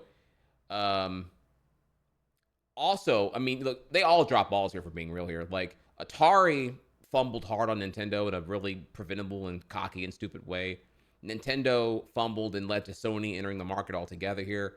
Sega, I mean, had so many mistakes, but one of many that I'll give you the one that's probably the least known here. Sega did a lot of really stupid shit in the 90s. That's why they exited the hardware division eventually entirely. Fun fact here, Sega actually had the graphic supercomputer division that ultimately Nintendo collaborated with to make the Ultra 64, eventually coined the Nintendo 64. Sega actually were the ones approached first. Hey, we have a experimental polygonal graphics computer division or company here, and we're looking for something to do. Movie studios are not interested in us. This is before CGI was like mainstream and whatnot. So we're trying to find something to do with like, in the 90s here, computer graphics were, not exactly seen as the future, I guess, if you want to call it that. So they were looking for like, trying to figure out what field to take their company in. And they approached Sega first. They really did. Sega actually denied them. They were like, nah, we don't really, nah. It's not the future. It's not for us. And then in the end, they actually recommended them to knock on Nintendo's door, and they did. Nintendo accepted happily, and then they went to work on developing what was eventually the N64. Now, there's a lot about that. It doesn't mean that the 64 was automatically going to be like a good thing. Again, the insistence on cartridges was probably, pretty controversial, and going deeper on the 64 would be a whole other bag of shit. But do know that the graphic utilization of 64 is something that Sega could have had. They chose not to have it. So, like, 100%. Like, they wanted Sega, actually.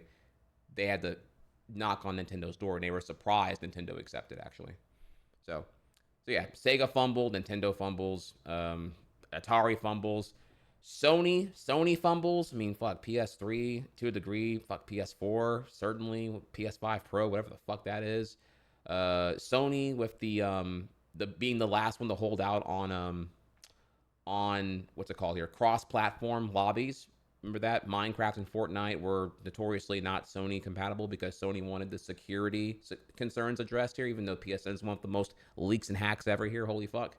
So yeah, Sony, yeah, there's definitely L's to be had throughout the last like 3.5 decades of console gaming for sure. But yeah, anyways, I digress though. It's not foreign to strictly Atari in this case here. I comfortably would say, yeah, it's definitely Atari, Nintendo, Sony, Microsoft. There's definitely some shit stains all over the place here. は低容量だった時代の作品も入り混じったので、海外の方はゲームのボリュームの落差に驚いたなんてこともあるかもしれませんね。ちなみにマリオブラザーズの容量は 24KB、 スーパーマリオブラザーズの容量は 40KB でした。意外と差はないと思われるかもしれませんが、ゲームのボリュームは段違い。この小さな容量に収めた技術は驚きです。デラックスセットにはファミリーコンピューターロボット、海外でいうロブが同梱されています。ロブはロボティックオペレティングバディの略だから、ファミコンロボットってそこまでマイナーではないはず。ファミコンはその容量拡大とカスタムチップの導入によって同じハードとは思えない進化を遂げています。カスタムチップというのはロムに入れる特殊な処理を入れるためのハード。本来本体の中にあるべきものですが、安価にできるものはロムカートリッジの中に一つ一つ入って出しています。特に日本のファミコンにはロムに搭載する拡張音源用の端子があったので、海外よりも音を良くしているものが散見されますね。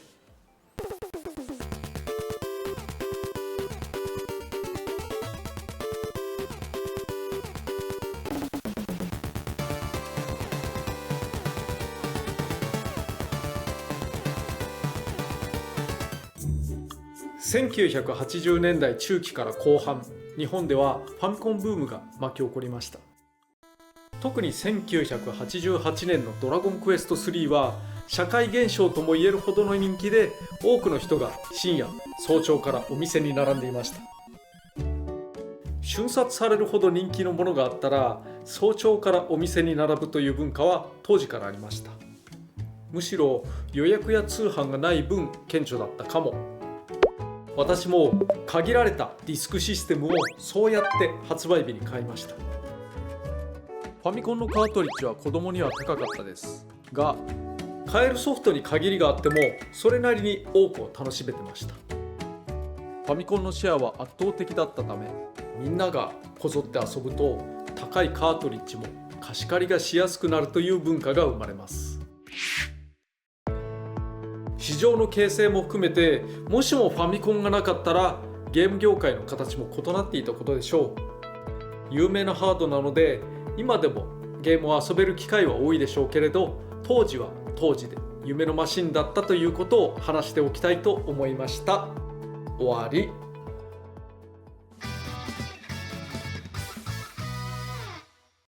I think it's so cool talking about gaming history because, how I just sat here and I just spit all that raw to y'all for like 10 minutes straight.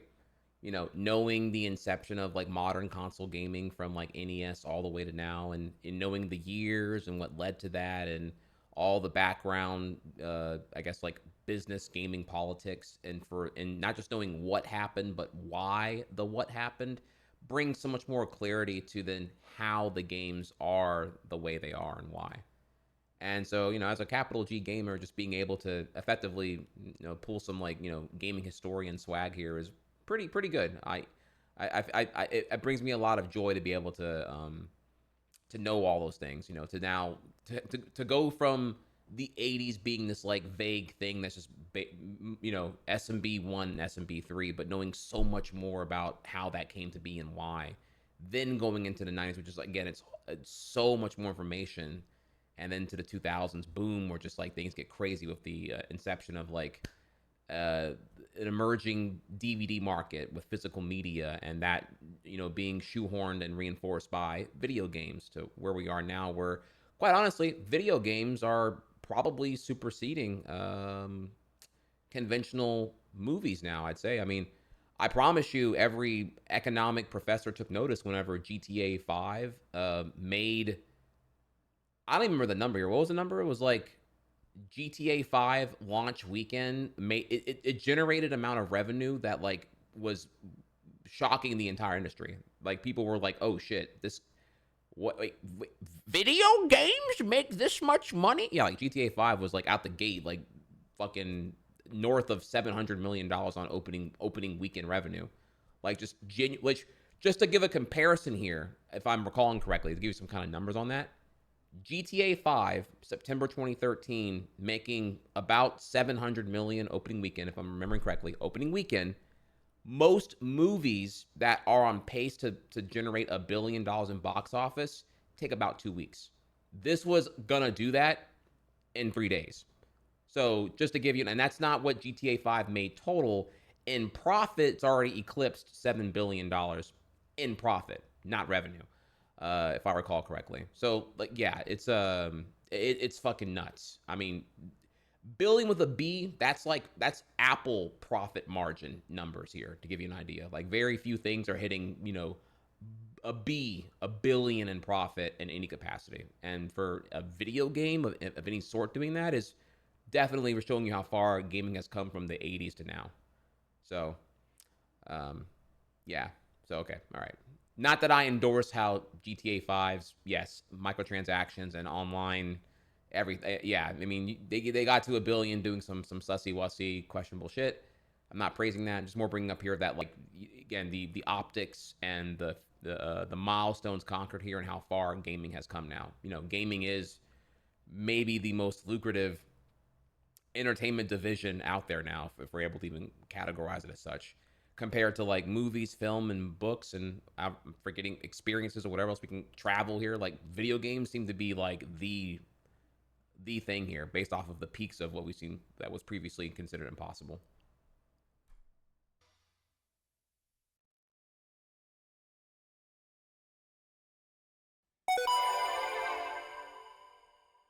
とある海外の研究において、対戦型 FPS でやられたとき、相手を倒したときには Venom joins my chat, and suddenly Valorant's being played here. Okay, hang on, wait. Mod check. 不安を感じ、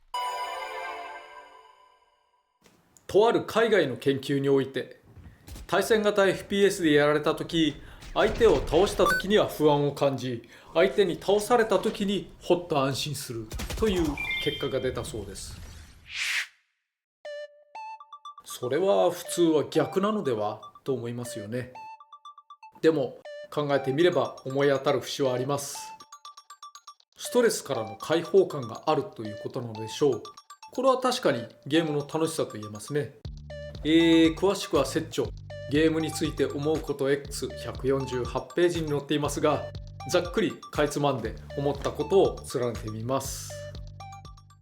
まずゲームのキャラクターというのは感情移入の対象でない可能性があります。自分のキャラクターが倒されたとき、もし感情移入の対象であればがっくりくるはずですよね。でもそうではないです。Okay, wait. People are confused right now. Let me hop in here because this is actually a really cool point.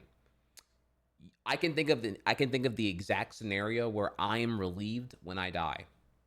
You're playing a game. Resident Evil 4 or 7 or 8, whatever, right? There's a fork in the path. You're not sure which one to take here. It's not annoying in that you're like, you commit to one and boom, cutscene. But you're picking a path and you're thinking about the other path you could have went down, and you're getting caught in a fight that seems kind of important, and you're still mentally stuck on the other path, and you're trying to avoid and whatnot. You step in a bear trap, die. I'm actually like, all right, cool, because okay, now I know that there's like a fight here, there's like a bear trap thing, and it seems kind of important. I was down this path for about 5 minutes, no loot. The other path was probably the shorter one with like loot, and then you turn back. So that's a scenario I can think of vividly where I'm like, okay, the death was relieving because I felt like I had overcommitted to an uncertainty at this time. Probably not the example I'm going to bring up here, but it's like one example I can think of where dying is definitely relieving. 次にルールが残念感をかき消す件。時間内で継続するにしても別のゲームで再戦するにしてもリスタートが比較的早いのであれば次に次にと進められるのであまり尾を引かずに済みます。それと相手を倒すこと自体がリターンではない件、目的は最終的に勝つこと。相手を倒して決着がつくような瞬間でない場合、まだ最終目的に達していないのだから油断できません。相手を倒した時には自らも倒される未来を見ているのかも。 Why you gotta kill Youngling, bro? I would've won that fight. そして敵を倒した方も倒された方もそれぞれで面白いと思えるのであれば、それは娯楽として最高であること。個人的には特にここが注目したいポイントです。負ければ悔しい、気分が悪い、でも次をやっちゃう。リトライなどの動線も含めよく考えておきたいことだと思います。必ずしも対戦イコール制圧による快感ではない。Damn, Chef, what's going on here? Damn, what the fuck? What did I do? Damn, bro, what Young Link do?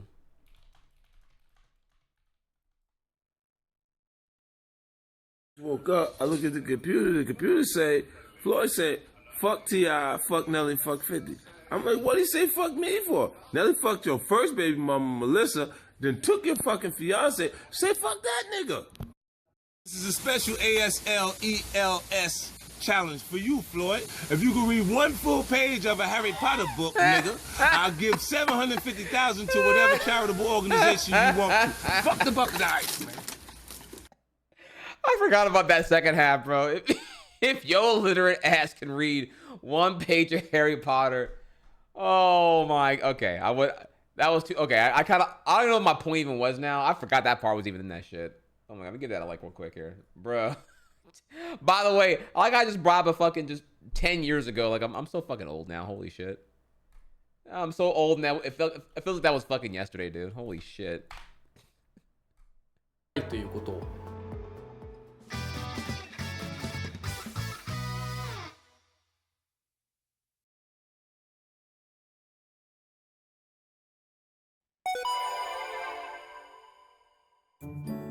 かつて日本で最大のゲーム雑誌週刊ファミ通にコラムを連載していました。コラム連載期間は18年9ヶ月にも及びました。話数は640話。これはゲーム雑誌にゲームクリエイターが連載したものとしては世界最長だと思います。多分コラム連載としてもまあ長めですが、さすがに伊集院光さんにはかないませんね。私の連載前 Oh my god, and why are none of them translated? Jesus, or your books. Bro, like what is this? Language barrier. Read! からずっと続けられています。大したもんです。連載開始当時、カービィシリーズの統括ディレクターを行っており、カービィのエアライドでディレクターに戻っていた時期でした。その後しばらくで春研究所を辞めるわけですが、その時には編集部と一揉め二揉めありました。会社を辞める話を書いたところ、こんなものを載せられないと言われたりとか、ゲーム開発で非常に時間がなかったり、おおむね徹夜をしていたこともありました。そういった間は他のゲームもできないし、制作中のものも発表していなければコラムに書くこともできず困ったもんです。下手をすればすぐにネタの枯渇状態になりそうですが、実際のところ締め切りはしっかり守りつつ連載は続けられていきました。なぜ続けられたのか、思いつく理由はおおむね3つあります。理由1、アウトプット。ディレクターである私にとって何かを伝えるということはあんまり苦にはなりません。こなせます。この番組だってそうですよね。理由2、手をかけない。コラムを書くのはおおむね毎回1時間前後で終わります。このぐらいで済むならまああんまり無理はないですね。理由3、あんまり気負わない。書かなければならないのだとか、多くの人が見ているのだとか、そういう気負いをせず、使命感を持たず、割と適当にざっと書いています。これを考えすぎると手が回りません。3つの理由は、それぞれゲーム業界のためにだとか使命感をもとにしたものではありません。こういうことを考え出すと苦しくなっていく一方なので、どんな仕事もある程度は楽に考えた方が良いですね。特に習慣めいたものはそうです。義務ではなく楽しめるようにしなければ。創刊号以前から見つめていたファミ通にコラムの連載を長い間持たせていただいたことには、とても感謝をしております。しかしそろそろ潮時かと思い筆を置かせていただきました。新たに、こういった番組でお伝えしているわけですが、コラムにも有益な情報がありますので、可能であればお手元に取っていただければと思います。何らかの気づきを生むかもしれませんから。単行本が出ていますが品切れ気味のようです。そういった場合、各電子書籍でも刊行されていますのでぜひ。そしてこの番組を作ることになりました。もし私にコラムの習慣がなければ作ることすら思いつかなかったかもしれません。そういう意味ではファミ通コラムはこの番組の前身ですね。ついでにファミ通コラムを連載するきっかけになったお話をしますと、当時のファミ通編集部のコラム担当と MMORPG のファイナルファンタジー11で知り合ったことがきっかけです。リアルで会ってもいないのにたまたま遊びパーティーに加わったりする中で、ファミ通本誌にコラムを書いてみませんかと依頼されたという。担当曰く絶対面白いものになるという確信があったそうです。それがなければこの番組もなかったかもしれないと思うと、世の中何かきっかけになるかわからなくて面白いですね。Friendly reminder, by the way, that Kingdom Hearts happened entirely because of two executives, one working at the Japanese division of Disney and one working at then Squaresoft, happened to be in an elevator together at some building somewhere in Tokyo. Shit happens when you, as boring as to say here, shit happens whenever you have a society that's like built on, community and being around other humans and not being in a vehicle-dependent dystopia where everything's all spread out and no one ever sees each other and blah, blah, blah, blah, blah. Spontaneous collaboration, the one bathroom ideology where everyone always unites together at one point throughout the day. All those kinds of things can lead to collaboration and the good stuff when you're not busy laying everyone off in a dystopic, depressing, modern gaming employment landscape. So, go figure, right?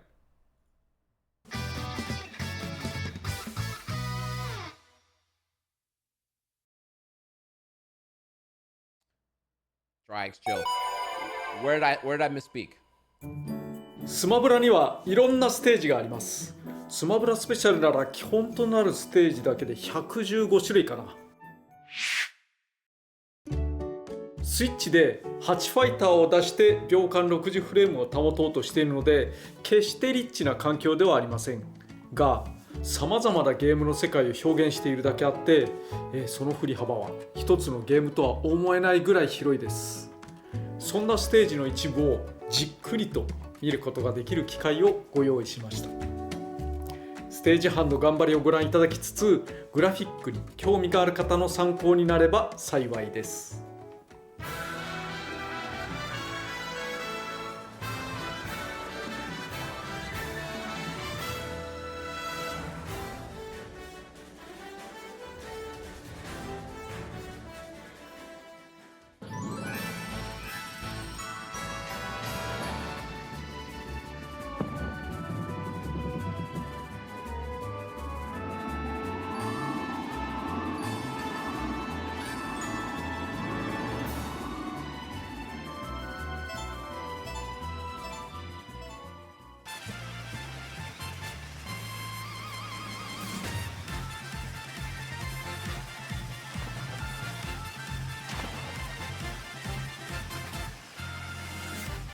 Gotta bring up here. Oh, this is 17 minutes long. This is long as shit. I'm just gonna let play here while I talk. Gotta emphasize here the power of art direction, in that like it looks good not because it has more graphics, but because the art direction is like just making phenomenal use of the resources. Jesus fucking Christ. It's just good shit all around.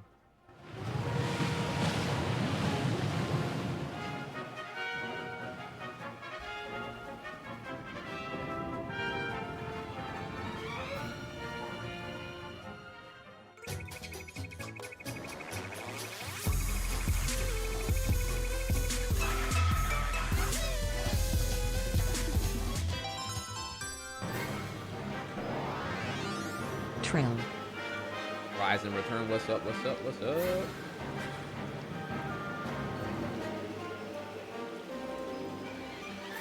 $58 launch stop. Goddamn. Goddamn.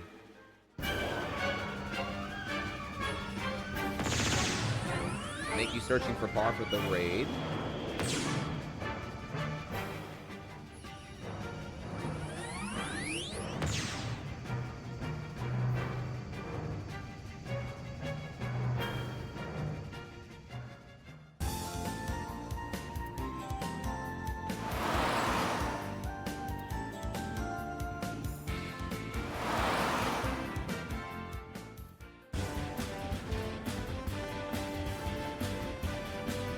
Can't wait to play Earthbound eventually and know what the fuck's going on 4 side.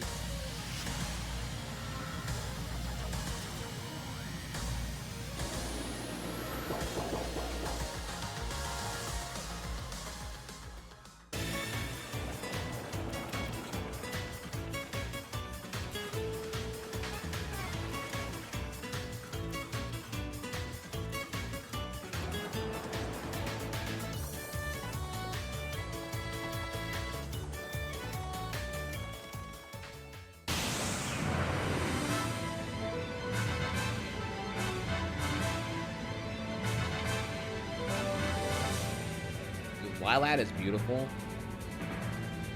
I just wish that facing Snake on Lilat wasn't like shoving a rusty nail into my eyeball. My only complaint. Like, other than that, genuinely, I wouldn't even mind it being legal. Competitive.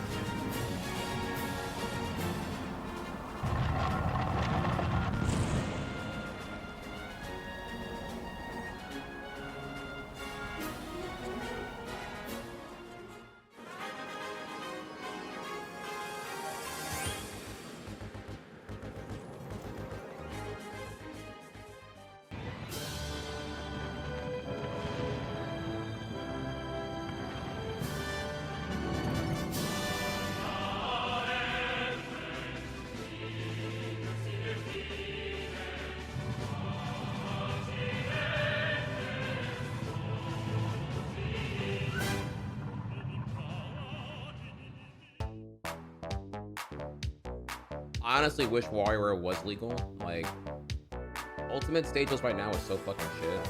It's so boring, honestly.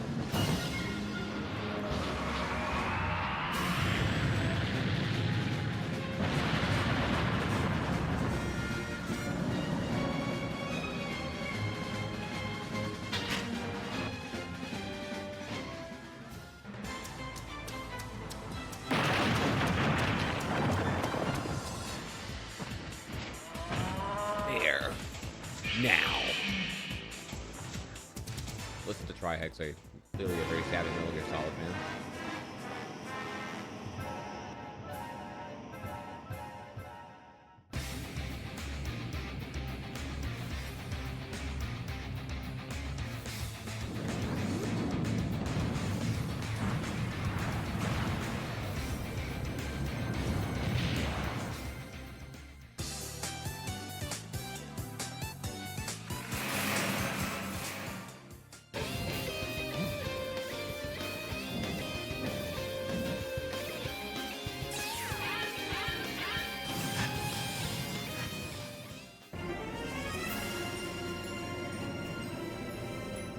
I'm forgetting how many stages I don't ever see in Smash. Oh my god. Yeah, remind me to use Battlefield and Final Destination forms if I ever hop back on Smash routinely. I am robbing myself of some A1 visuals.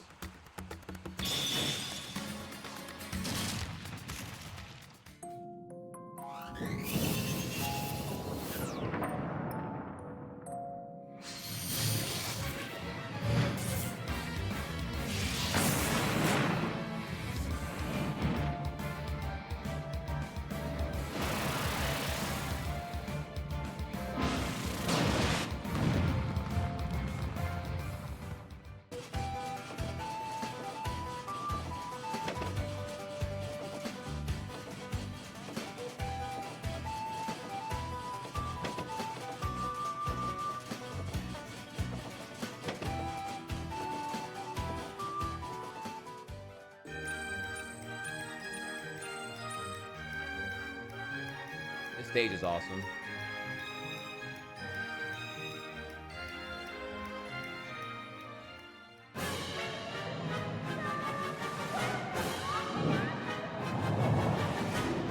I don't know the stage actually. I have never seen the stage before. Holy shit. I'm cringe.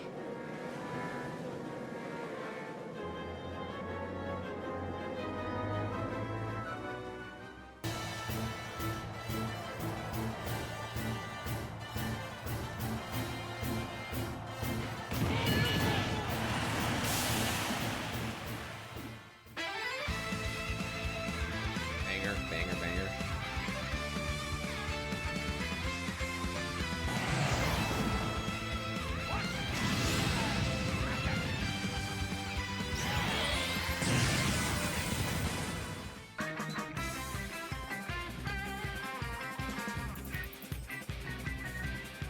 Godlike stage.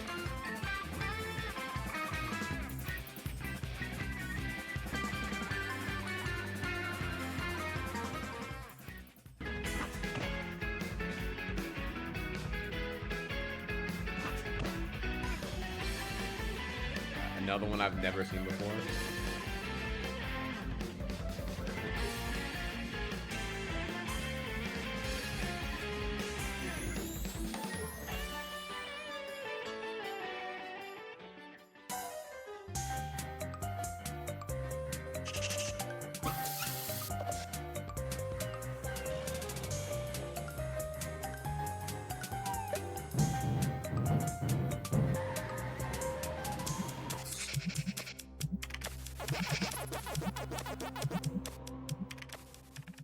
Inaccurate. Where are the penises at? I mean, that's anyone who was around for Picto Chat and when it was being used, like every Picto chat room devolved into just like drawing dicks. Like Super Bad as a documentary, because that's 100% what every Picto Chat lobby devolved into really quickly.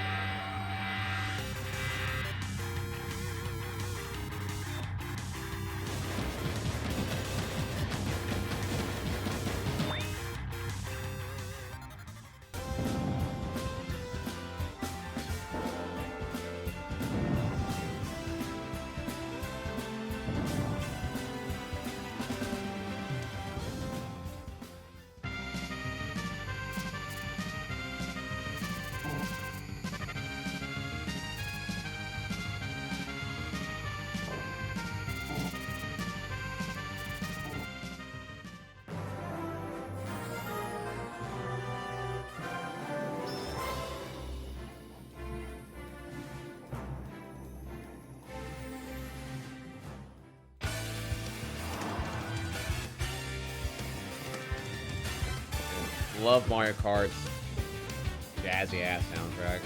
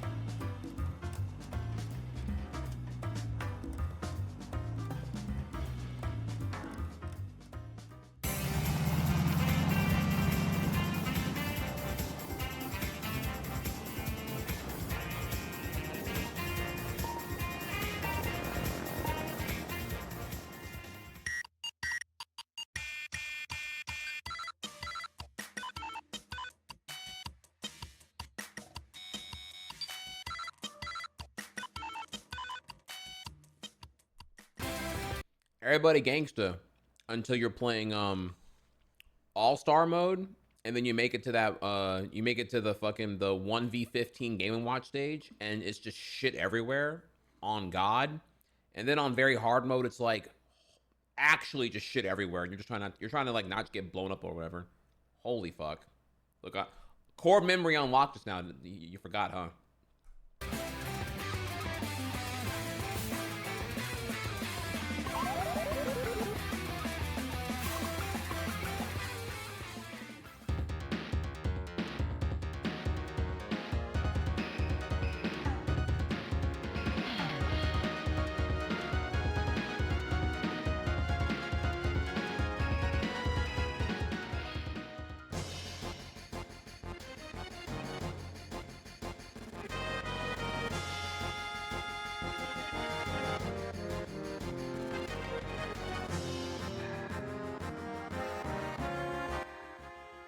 You know, there is something to be said about a game that is hard and imbalanced. Because notice how we're bringing up like a notoriously difficult stage, like Game and Watch stage during All-Star mode, or maybe like, you know, Great Ape Vegeta and Sparking Zero recently.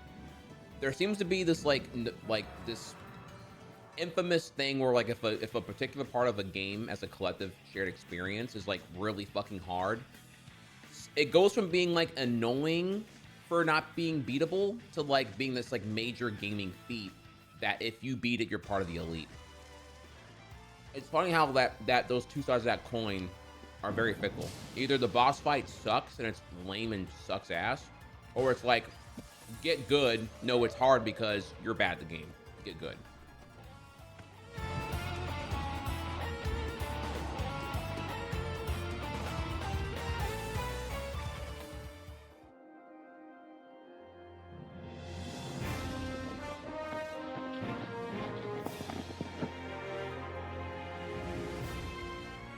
Here we go, off the rails.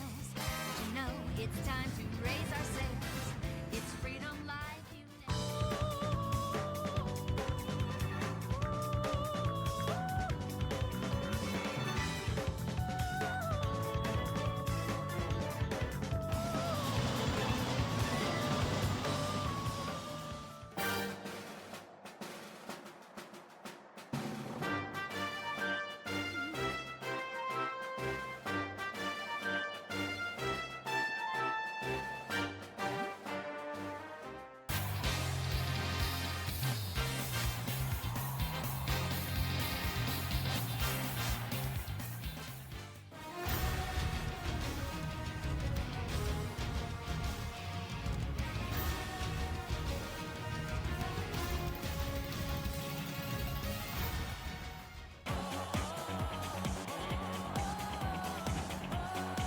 I wish the stage was legal. The stage actually is really fucking fun.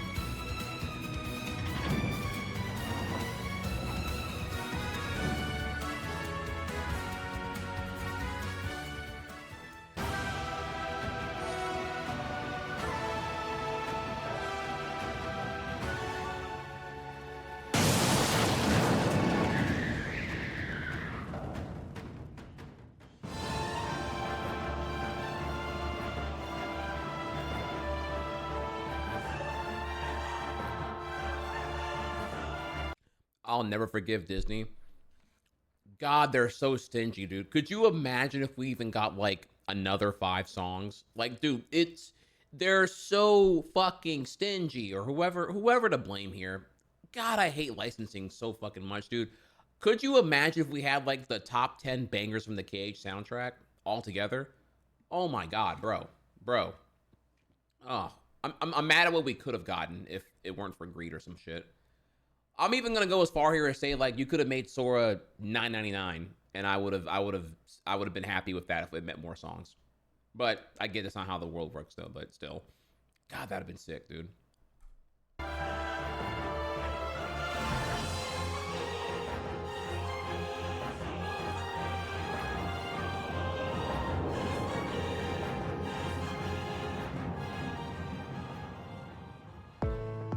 これが一つのゲームに内包されているのか。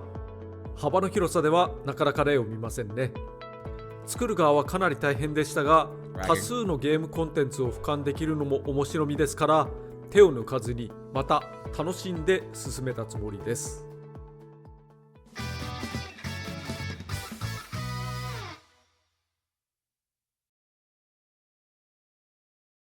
You're not wrong. It is a miracle that Ultimate has what it does, given how fickle and greedy third parties are. Very often it's like, I'm going to assume here it's not even you dealing with the game director. It's usually you dealing with the legal department of Konami, of Square Enix, of Microsoft. You know what I mean? Like, it's like, and they're all ghouls. They don't fucking care. They don't care at all. They want theirs, nothing else. Very scathing. However, as I mentioned before here, I'm really curious. Sakurai looks like a really smart person. I'm going to assume here that given how much dedication Ultimate was going to require to be done, I have to assume here that licenses were sought after with some kind of precaution built in for at least this being longer than a one generation game. I mean, no one's even talking about getting Smash 6, especially me too. I'm like, yeah, no, like this was such a massive overextension of anyone's expectations that no one can really complain about what they didn't get, right? The game's like comically overproduced. It is definitively the ultimate version of Smash. And therefore, I think it's totally valid to like let this thing rock for 10 years, like comfortably, easily. Especially just do like a, you know, you re-release Smash Ultimate for Switch 2. However I mean, it can be a direct port with just 4K native and I'm happy there. But, you know, if you want to do more bells and whistles for a double dip, sure, whatever you want. I don't care. You know, Smash Ultimate with all the DLC included, Game of the Year edition in 4K. Job well done. But the thing there about that are the licenses for all these characters, Banjo, from Square, from Microsoft, from, again, a combination of Disney, Squaresoft, et cetera, right? Are all of these characters, was the license granted for like a certain amount of time? Like, you know, it's like a 4-year timetable, and then you got to do what you can with that, and you move on from there. You know, how long can they legally sell the DLC starter pack or the DLC fighter passes, right? That those are able to be sold for as long as the license has been granted. One's going to assume here, if it's anything parallel or analogous to Ultimate Marvel 3. And I'm assuming here again, Sakurai's a smart person, and those licenses were negotiated in advance for probably the entire shelf life of Smash Ultimate, the game. Not Smash 6, but as long as they sell Smash 5, Smash Ultimate, and all variables of Smash 5, the characters are still granted a license here. That way they can just move on and monetize it, you know, without an exhausting amount of renegotiation. I'm going to assume. Maybe not everyone would agree to that. Maybe Konami would probably be the one playing the most hardball because their company is the most stupid here and probably was like, yeah, give us $1 billion to use Snake because fuck you, because we can get away with that. You know, I don't know, honestly. But I'm going to assume here that the licenses in this context here were probably done in a smart way where the entire shelf life of Ultimate is what is tying the license to be granted, including their royalties and their shares and their revenue shares and everything else here. So I guess we'll find out and we'll see. Eventually, we'll never know the answer of how that was done. I mean, that's a really great video. I'd love to hear Sakurai ever talk about if he ever can, but we don't know. But I'm going to assume here something like that.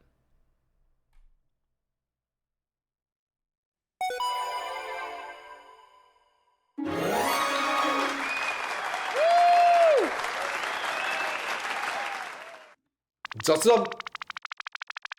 Ratbag! 2017年星のカービィ25周年記念オーケストラコンサートが開催されました。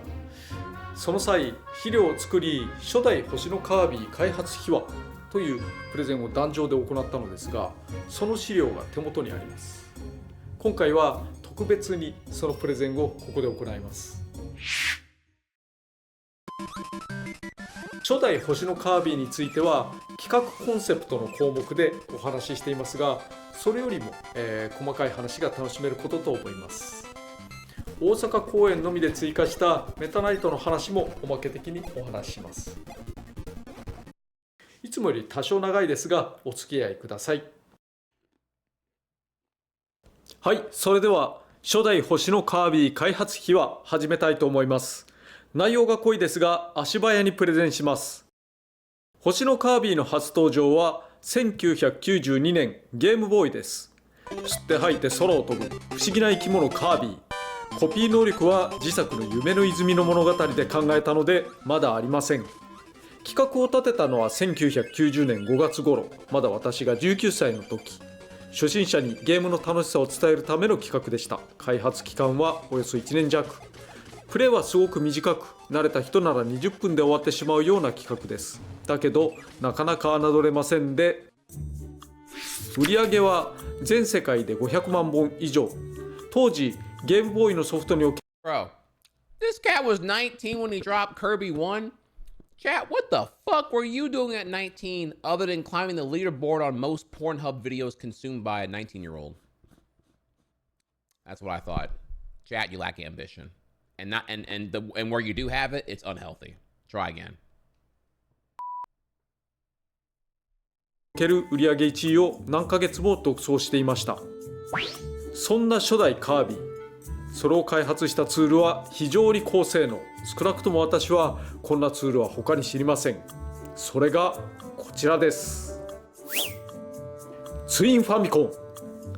ツインファミコンにハルケン製のトラックボールをつけてディスクで開発ツールを読み込み、そのまま開発機器にしていました。他社では例を見ない高性能ツールで私の愛機です。なんか今キャットの精霊を受けていましたかね。以下実際の制作ツール映像です。ビデオ端子からの出力で撮っていますのでやや荒いです。まずドット絵が描ける。絵を組み合わせてキャラクターを作る。動かすことだって自由自在。これは初代カービィではありませんが夢の泉のメタナイトです。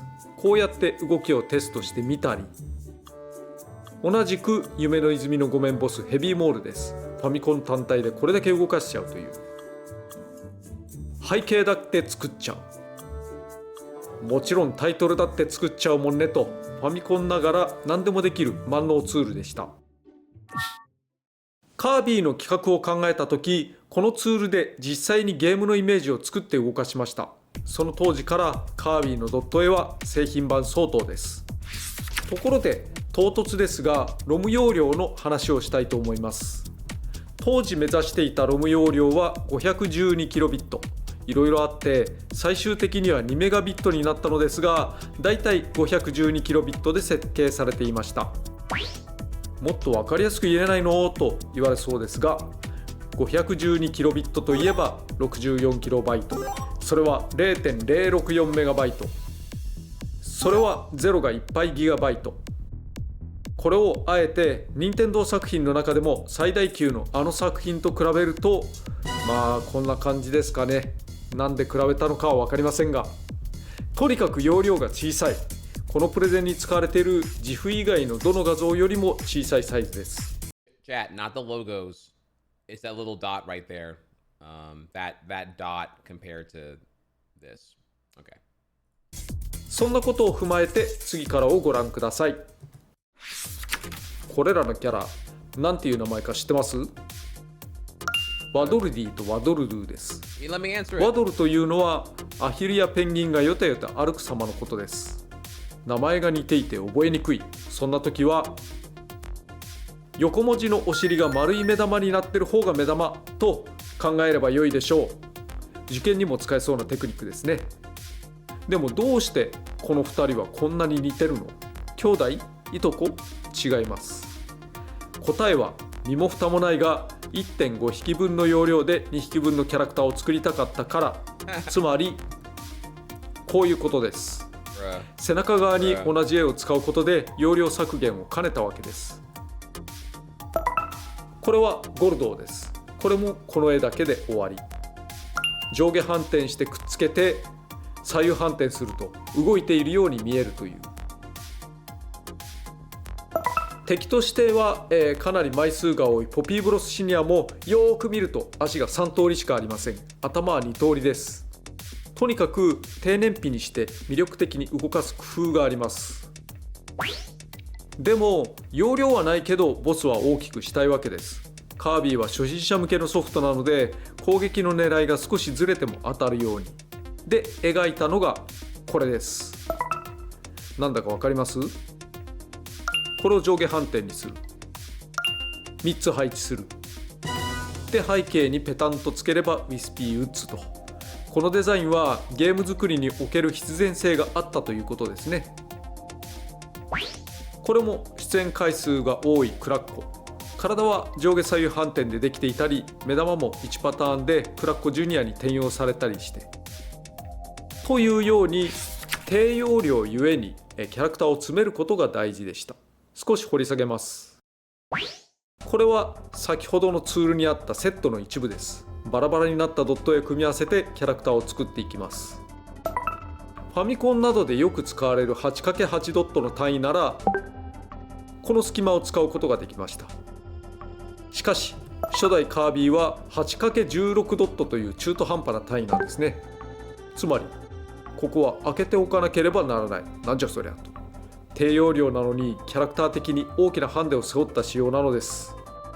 それを踏まえてグリーンズ、つまりステージ1の構成を見てみましょう。この1枚2ゴロ ×2 ゴロドットがステージ1にあるキャラクターすべてです。カービィはここまで。アイキャッチを除くゲーム中におけるカービィはここだけで全てのアクションを賄います。少ない。このエリアはいわゆる常駐です。ゲーム内で全く変わらない要素。マキシムトマトは左右反転して使えるから M なんですね。で、つまりそれ以外のところがステージ専用になります。初代カービィで唯一サイズが大きい敵グリゾーがいますのでやや隙間が目立ちます。こちらはステージのドット絵です。これをどうにかするとこうなる。使えるエリアはファミコンゲームのおよそ半分である上左右反転して使うことができません。それでも頑張って綺麗な絵が描けたと思うのですがいかがでしょうか。ついでにこれはデデデ大王。デデデが出ている間は他の敵を出すことを考えなくていいので最も贅沢。なお今まで紹介した箇所の絵はおおむね全て私が描いています。カービィもデデデもワドルディも、敵や背景アイテムやエフェクトなども、他のステージで、他の方も介在しています。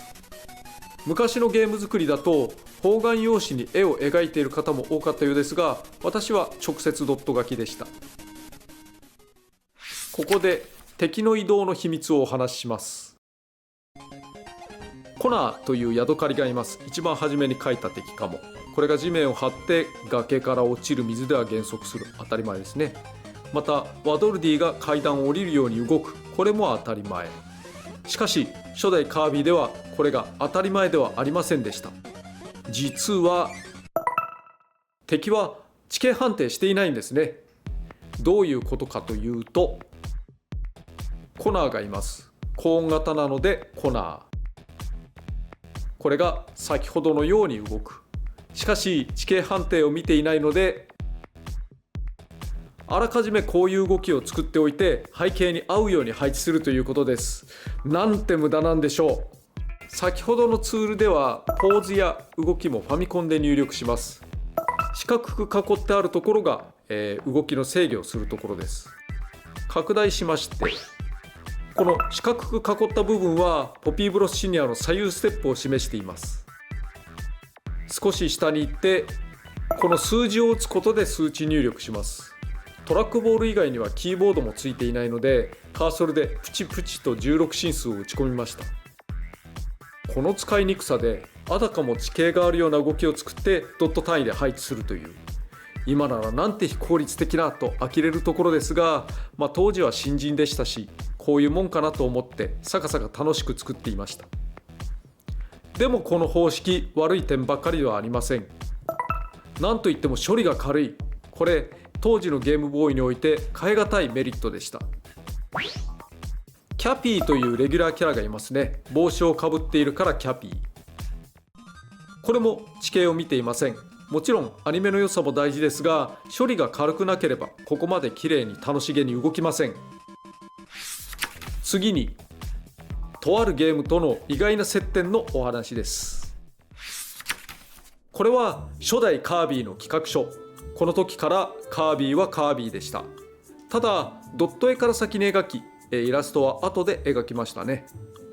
その中にこういった興味深い一節があります。読みにくいでしょうから拡大しましょう。スクロールは基本的に磁気が中心となります。磁気って書いてますね。しかし敵の攻撃を受け、磁気が吹き飛んでいるときはスクロールが停止。磁気の吹き飛び状態が解除されるとスクロールがなだらかに磁気中央に戻ります。あれ？これはもしや磁気が画面外に飛び出すとワンミスとなります。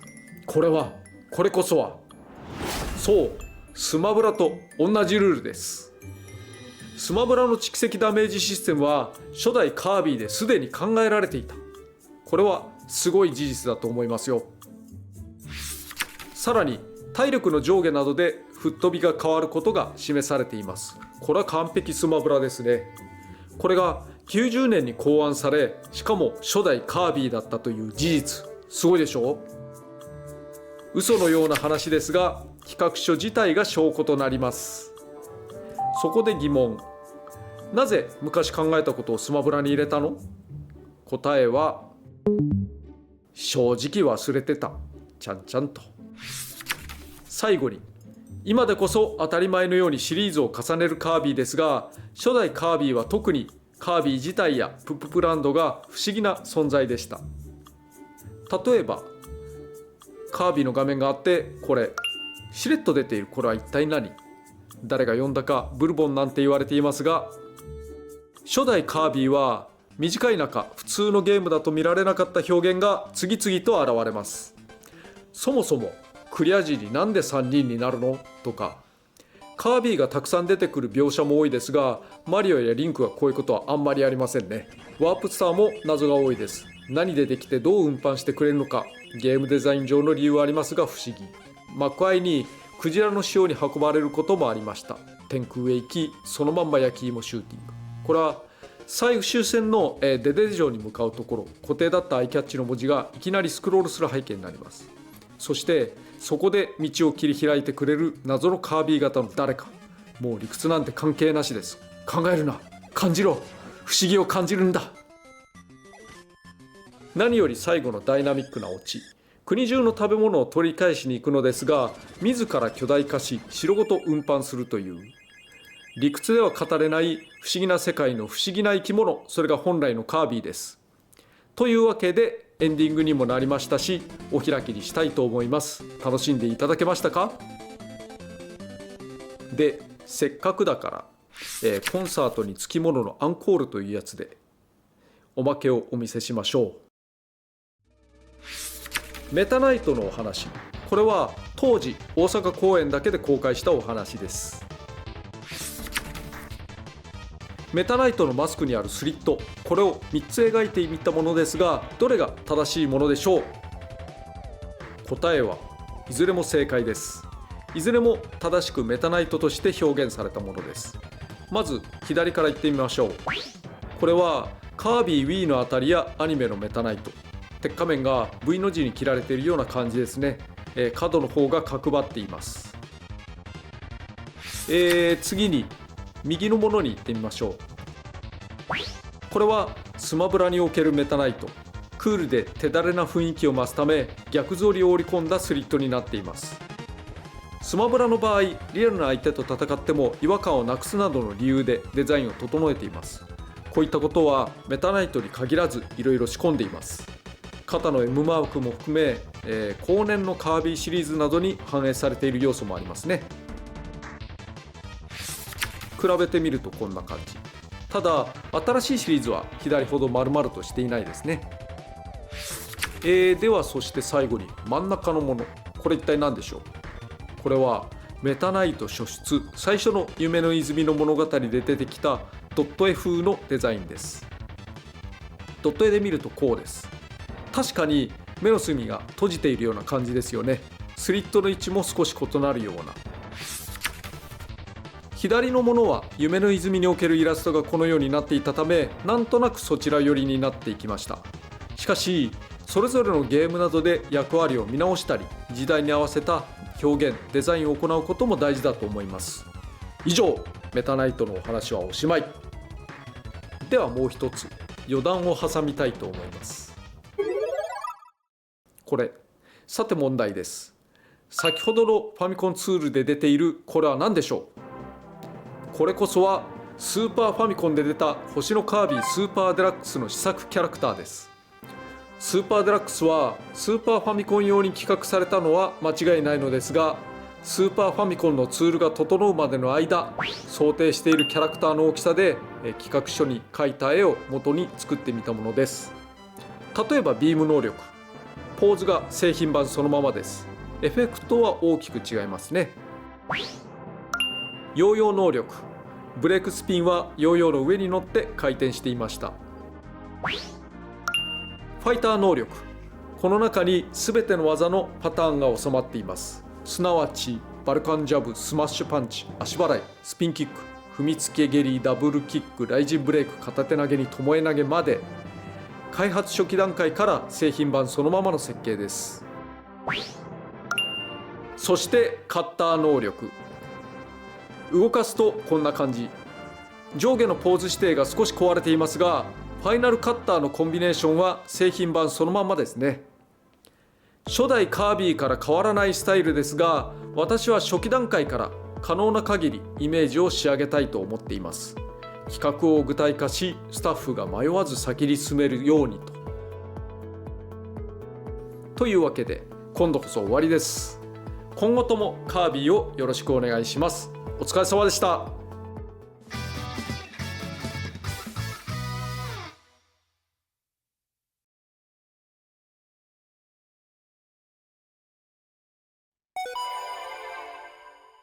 Attention all Western game developers.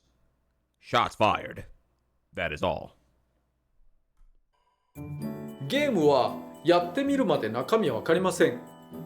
どんな遊びや面白さを提供してくれるのかは、名前やパッケージイラスト、スクリーンショット、反則ムービーなどで知ることになります。体験版まで出ていれば実際に試すことができますが、体験版開発にも結構大きな労力がかかるのが普通なので、必ずしも存在できるとは限りません。そこでゲームのタイトルやスクリーンショットで内容を示すことになるのですが、やってはいけないこと、それはいかにゲーム内容でどんでん返しや意表をつきたいことがあったとしても、商品像と違うものを出してはいけませんということです。例えばバナナを買ったらリンゴの味がしたというのでは良くないですよね。ゲームが斬新であるべきことは分からなくはないのだけど、製品像をよく俯瞰した時に買う時のイメージとゲーム内で表現される楽しみというのは合致していなければいけません。絶対タイトルやゲーム内容などは必ずしも広報的に決まるわけではないのですが、少なくとも製品像に実際との齟齬があったら、それに興味を持ってくれるお客さんに届かないばかりではなく、間違えて買った人を失望させてしまいます。いろんな要素でドッキリさせるのも悪くはないのですが、少なくとも製品像と伝えたイメージに乖離がないようにしましょう。余談ですが、タイトルをつけるときには日本語版の場合4文字で省略した場合のことを考えると良いです。大乱闘スマッシュブラザーズはスマブラだなとか、タイトルを決めた瞬間に考えられています。なお、私の作品の中で最もゲーム内容と乖離しているパッケージはやはり日本版星のカービィスーパーデラックスのパッケージでしょうね。ゲーム自体が華やかなのに、そすごくシンプルですよね。これは豪華に詰められた作品が上等な切り箱の中に入っているというコンセプトで糸井重里さんがアイデアを出したものです。カービィはもともとシンプルなデザインだったというのも聞いています。製品版ではスーパーファミコンの割引クーポンなどが印刷されていて微妙に台無しになっているんですが、ゲーム内容と大きく乖離しているようでいて、表現としては実に本質をついていると思っています。何でもそうですが、直接的に表現することだけが広報ではないんです。そこはさすがの糸井さんで頭が下がるところです。ショップにソフトが並ぶとき、お客さんにとって手に取る重要なきっかけは製品のアートです。意表をつくのも作戦の一つではありますが、それよりは正確に商品を伝えるべく頑張っていきましょう。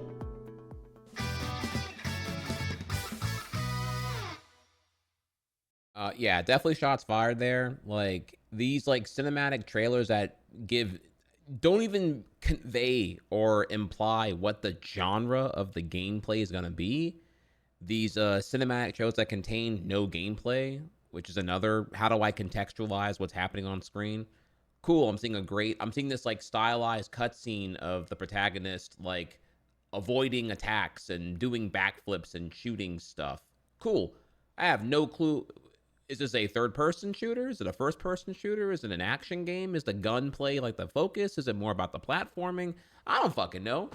And the trailer ain't doing shit either, honestly, bro. So, yeah. Yeah, definitely. And I hate to say here, this has actually gotten worse over time, not better. So, yeah, shots fired, try gun. Goddamn, dude. Get it together. Whoever I'm blaming right now.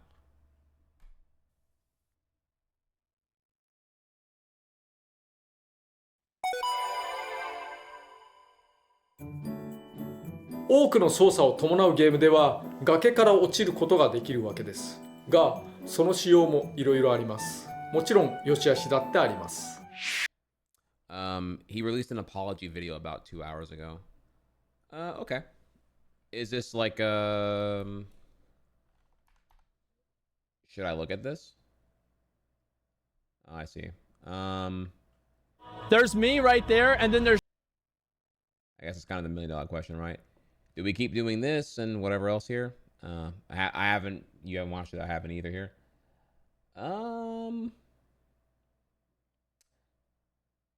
It feels pretty important to look at actually here, I suppose. Okay, sure, why not? Yeah, let's do that then. Sure enough.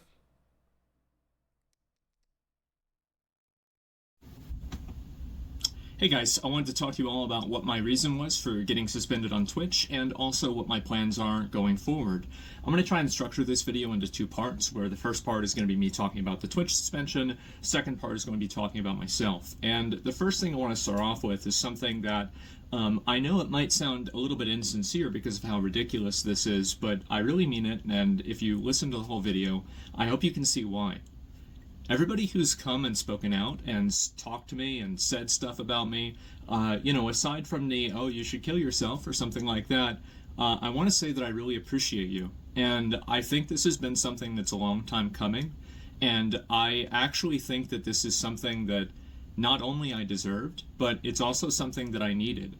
And I want to talk about what the reason for that is, but I want to start off and just make sure that that's actually very clear. So a couple of days ago, I made some comments about Palestine and also about Hamas and, some just general, basically opinions that were trivializing the genocide that's happening there.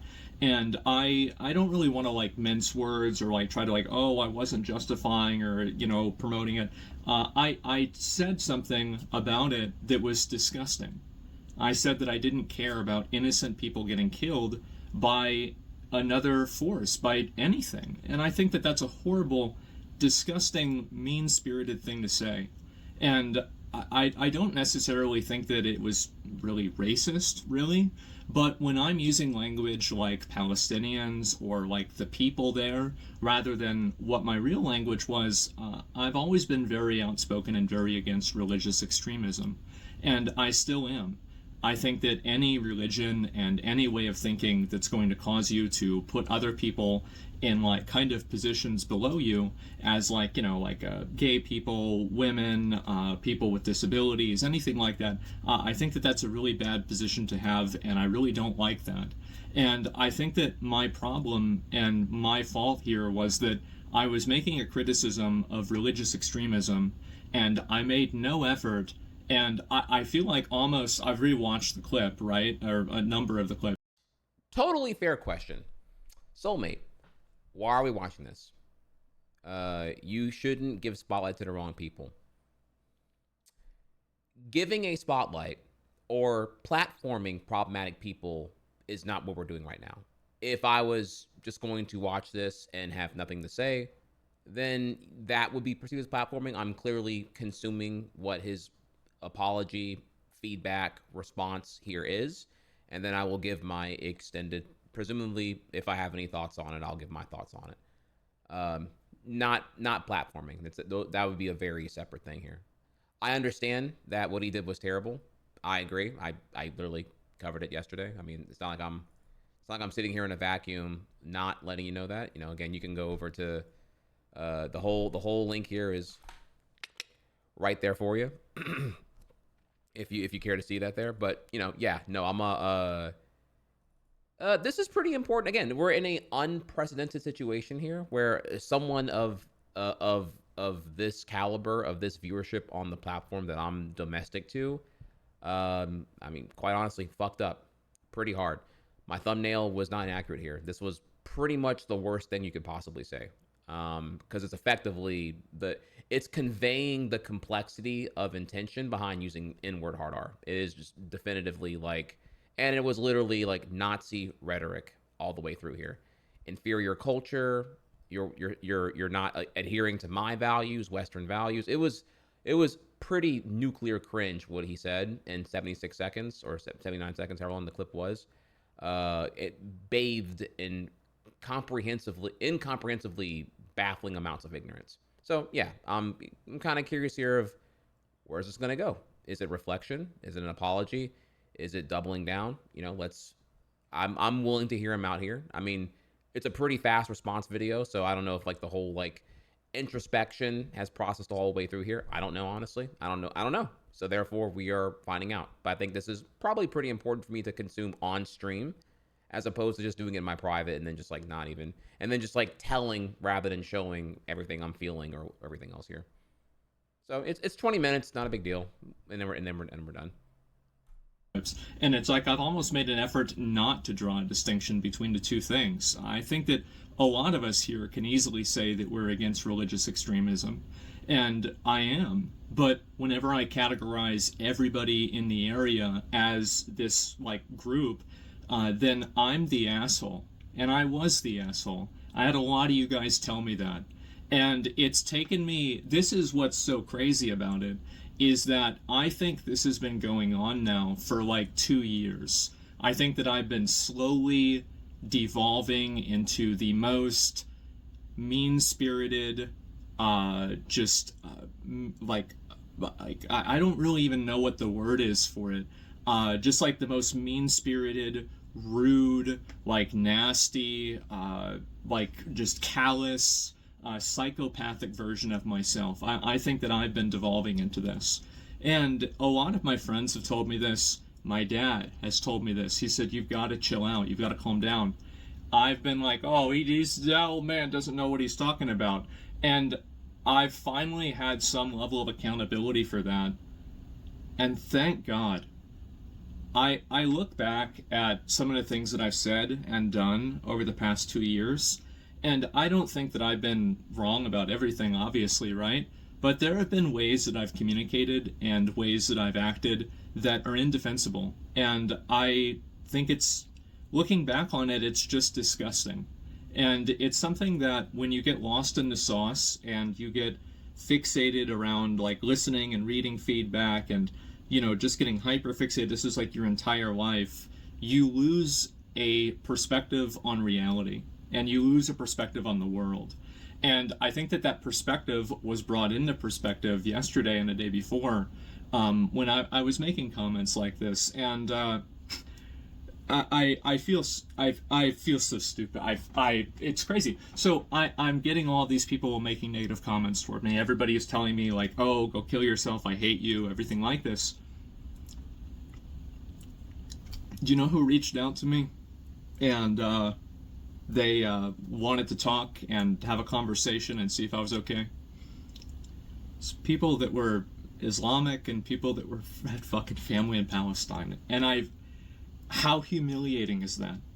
How absolutely humiliating is that? And these were the people I was trying to say were bad. And I feel like such a fucking stupid asshole. I really do.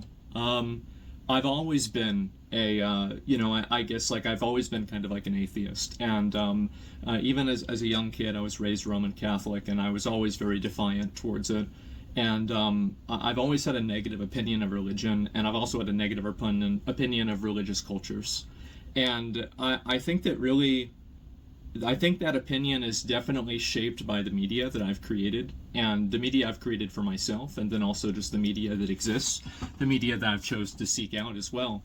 And I think that media has allowed me to have certain predispositions and certain biases that the truth is that don't have any sort of relation to what my own real life has been experienced, or my own real life experience has been, excuse me.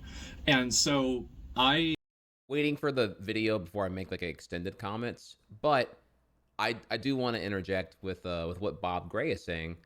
I don't like religion either, but you can't get lost in the sauce hating it. Brilliantly put there. Ultimately, there's a fine line between being openly, confidently, self-journey describingly atheist, and then when becoming atheist is its own full-time religion, and you're a moderator on r/atheism. That line gets crossed very quickly, and if you're not keeping track of it, atheism becomes its own full-time religion, effectively. The irony, right? So, definitely important to keep tabs on there, for sure. I've been spending a lot of time talking to those people, and I've seen people like fans of mine, like I had viewers messaging me on Discord, like, why are you saying this? Like, do you want to talk? Do you want to, I'm willing to talk to you, and let's try to work this out, right? We love you. And I scrolled up on their messages, and these are people that messaged me in like 2016, 2017, 2018, like, I love your content, I love your stream, I love you, right? And now they get to hear this from me, and I just feel like such a stupid, belligerent fucking asshole. I really do, and I'm sorry. I really am. I think that it's extremely fair to criticize religious extremism, and I think that it's extremely unfair to categorize everybody in part of that group as religious extremists.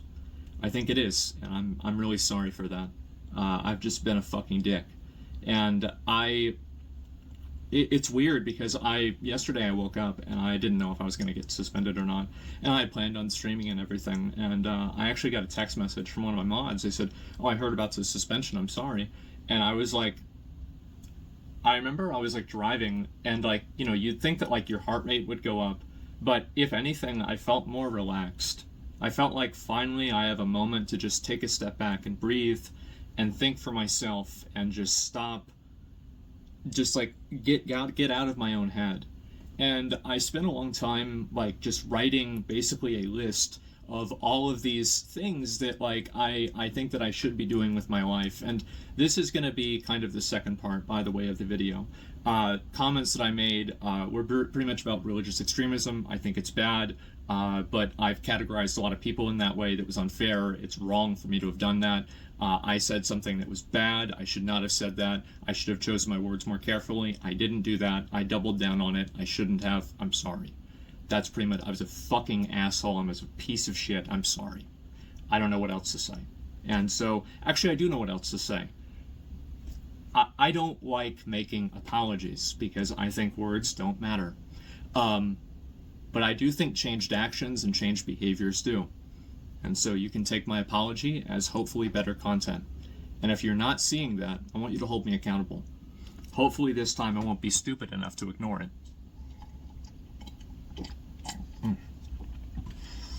Mouth is pretty dry. Anyway, so the second part about this is that I want to talk a little bit about like my life, my personal life, etc., and kind of some of the points that I think that I've kind of gone through to get here. So the main thing is that for the past, like, I would say like 10 years or so, if you look at my life like this, I would have said 10 years ago or maybe 8 years ago, streaming was like this, right? YouTube was like this. And now I would say that my life and streaming are basically the exact same size. And what I mean by that is that streaming is my entire life. Doing this is my entire existence. And I think that the process of that has been extremely unhealthy for me. And I think that what it's done is that it's allowed me to become such a one-dimensional person that I'm not even a person anymore. It's like I'm in Dark Souls, I'm going hollow or something. And I think about like all of the, you know, like I made a list of all of the things that I'm not doing in my life that I should be doing. And I was writing it down and I'm like, you know, fucking like, I'm just going and going and going. I'm like, oh my God, I think it'd be shorter if I transcribed the Bible. Like, this is insane. Like, like, whenever I have everything written down line for line, it's like, oh my God, I'm ruining my life. I've been existing and I want to, at a certain point, actually try to live my life. And I don't think that I've been doing that. And so what am I going to do? How am I going to do that differently? And what does that mean for my stream, etc.? I think that I'm going to cut down a little bit on streaming quite as much. And I think I'm also going to cut down. This is going to sound like, I hope I can say this in the right way.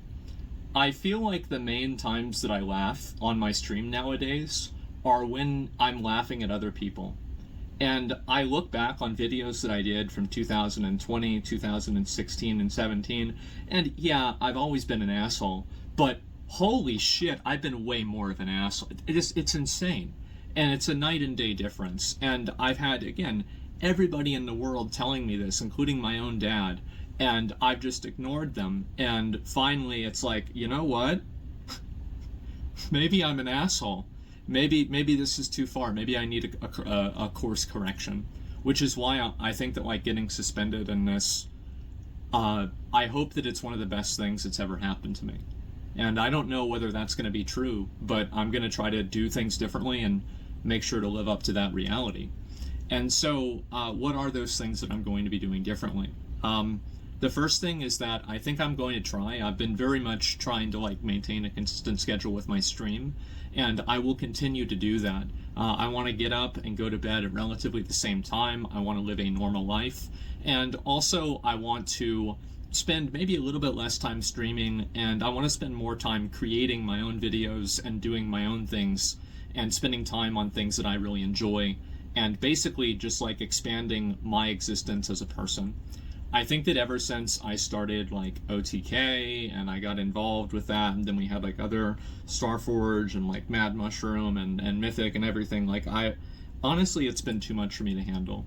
It's been completely too much for me to handle, and I've been losing my mind dealing with it, and I try to hide it the best I can, because, you know, I try to do the best, right? I try to do my best. You know, it doesn't matter how hard it gets, you just keep going, it doesn't matter. And eventually it does matter. And I think that I've negatively affected a lot of them. And I also don't want to talk about that just in the context of just like this recent controversy. I want to talk about this in the context of the last 2 years. I think that I haven't really been able to fulfill my responsibilities as a leader in a lot of cases to them. And I think that I've let a lot of people down. And there have been things that I've done that are positive as well. But I think that one thing this thing has taught me, this whole situation has taught me, it's made me realize, is that I need to get myself in check. I need to get my mind under control. I need to, like, just get my life I need to fix my fucking life. Like, it's insane. Like, I think about it and it's in shambles. Everything about my life is basically fucked. And I'm going to take a step back from all of that. I'm going to step away from my leadership position and OTK and Starforge and everything. I want to, and they're fine with that. They respect that, and I want to do this. And I want to do this not only for them, but mainly for myself, so I can be a better version of myself for everyone. And I want to apologize to all you guys, my viewers, that I don't think I've lived up to that. I think that I can be a lot better than what I am right now. And I don't even think that I've been putting in half the effort that I should be in the way that I should be. And I'm sorry. And so my plan is to, when I get unbanned, I'll keep streaming regularly, right? And I want to focus more on trying to do things that are fun, trying to laugh more with people rather than at people. I'll still laugh at people every once in a while, okay? Like, let's not get ahead of ourselves here. But it's about a focus, and it's about a tone. I listen to my tone in the clip, and I just sound like such a piece of shit. Really, at the end of the day, I sound like a piece of shit. I sound like a terrible person. And it's just so mean-spirited and callous and just mean. And I don't want to be that person anymore. And I've spent a long time growing up. The time I did, I was an r/atheism enjoyer. I have a very negative opinion of a lot of religions. I've had the experience firsthand. I feel like I have to pause there because the previous pause was a call out on the end game of what that attitude would lead to. And shocker, shocker, the name drop happens later in the video. Well, what do you know? Small world, chat. You'd swear this was pre-watched on my end. The time I did, I was an r/atheism enjoyer. I have a very negative opinion of a lot of religions. I've had the experience firsthand of the negative effects of Christianity and the way that I view that. And I've always read a lot of very bad things about Islam. And I've made a lot of criticisms of it. I've talked to a lot of people about it. I've heard a lot about it. And I've been like watching things about it. And I've been like hearing people telling me this is the way it is. But I've never seen it. And I actually think that after all this, I think towards the end of next year, I think I'd like to visit the Middle East and see it for myself. I want to see it for a historical perspective, right? I would love to go to Istanbul in Turkey. There's no ulterior motive there at all. But it's not just that. I'd love to visit places like Saudi Arabia, Dubai, any of the other places. I mean, the truth is that, and this is the worst thing about what I said, some of the places that I would want to visit, I might not be able to because of the way that they're like just the internal strife, the actual literal wars that are going on, people being literally killed there, and I might not be able to do that. But I want to do it, and I want to see it for myself because I don't like believing what people tell me. And I think that when I do, I end up being a fool. And I want to see it. I want to see it for myself, and I want to experience it, and I want to live my life. And I'm going to try to, like, I don't know, like clean up part of my house. I'm going to try to do this, and I'm not going to hire a cleaner. As I said, I was raised Roman Catholic. I view this as a penance. And I think I need to do this for myself. I need to take accountability for bad things that I've done and for letting my life get this out of control. And I don't need a get out of jail free card. So I need to do that for myself and for my own closure as well. And I think also I want to live for the idiots out there that, they're, like looking to me to be a role model, right? Oh, not a good idea. But there are people that will see that and they'll think maybe to themselves, maybe I should do the same thing. And if I can do that for one person, well, I've already done it for myself. I've already done a good thing, and so it could only get better. And so that's what my plan is. I'm going to try to like rethink my life. I have had a lot of people reach out to me, people I would have never expected reach out to me in ways that I never expected. And I understand that, like I'm still very critical about, religious fundamentalism, right? But when you paint with such a broad brush that you just include an entire group of people, you're just being you're being a piece of shit. It's like people said it was racist. I didn't mean it as racist, but if you listen to what I said, it's easy that you could assume that. So easy. And so I'm just a fucking idiot. I'm a fucking moron. I've been an asshole. I think that I've devolved for the last 2 years. I think that I've negatively affected other people too, in ways that I hate. I don't even hate to say this. Like I think I need to say this, I need to say it more. I've negatively affected people in ways that I regret. I think whenever I go back live again, I'll probably talk about that more. And, you know, like there's some just different people I'd kind of want to apologize to and, you know, take accountability for things that I've said and done that have negatively affected other people in ways that were unfair and wrong. And that's what my plan is. That's about it. I want to say that I hope that now, after you've heard what I have to say, that a lot of you all can see kind of why I'm saying that I appreciate this. I really think that this is something I needed, and I hope that this is the next part of the rest of my life. And I want you guys to hold me accountable to that. So if I'm being a fucking asshole again, if I'm being mean, if I'm just being callous, acting like a psychopath, just treating people awfully outside of a WoW raid when they get killed by fire, but really laughing at people's misfortune, try to say, man, just chill the fuck out, stop it. Just stop. And I'm gonna do my best to listen. I spent 2 years ignoring it, and look where it got me. This is not even the tip of the iceberg of the problems in my life. And I want to thank everybody for making me aware that that's the case. And hopefully I can avoid the iceberg, right? And so I want to say that's pretty much about all I've got. I'm sorry for a lot of people I let down, not just with comments like this, but also just with the way I've been doing things in general. I think that you guys deserve a much better version of me than what you've been getting. And I hope that I can live up to that in the future. And I don't even want to think about it in the future, right? As soon as I get unbanned, the best apology is better content, change behavior. And that's what I hope to do. So yeah, anyway guys, I'm just going to focus on myself for a while, try to improve my own life. And there's a lot of things I think, again, I'll probably talk about more whenever I go live again that are like more kind of, just like kind of in the weeds, like personal stuff. But overall, that's the big picture. That's where I'm at. And so anyway, that's about all I've got. And I'll see you guys soon. I'm going to try to just take this time off to, really kind of fix my shit. So yeah, anyway, guys, that's about it. I'll see you later. Bye. Okay, all right. So I heard him out. Let's I guess for the remainder of the stream here, we're gonna go ahead and talk about this now because there's a couple things here that are on my mind, if you don't mind. Sorry, I know we ended the Sakurai thing a bit abruptly here, but yeah, there's a couple things to dive into here, if you don't mind. So the apology and the message altogether here does feel sincere.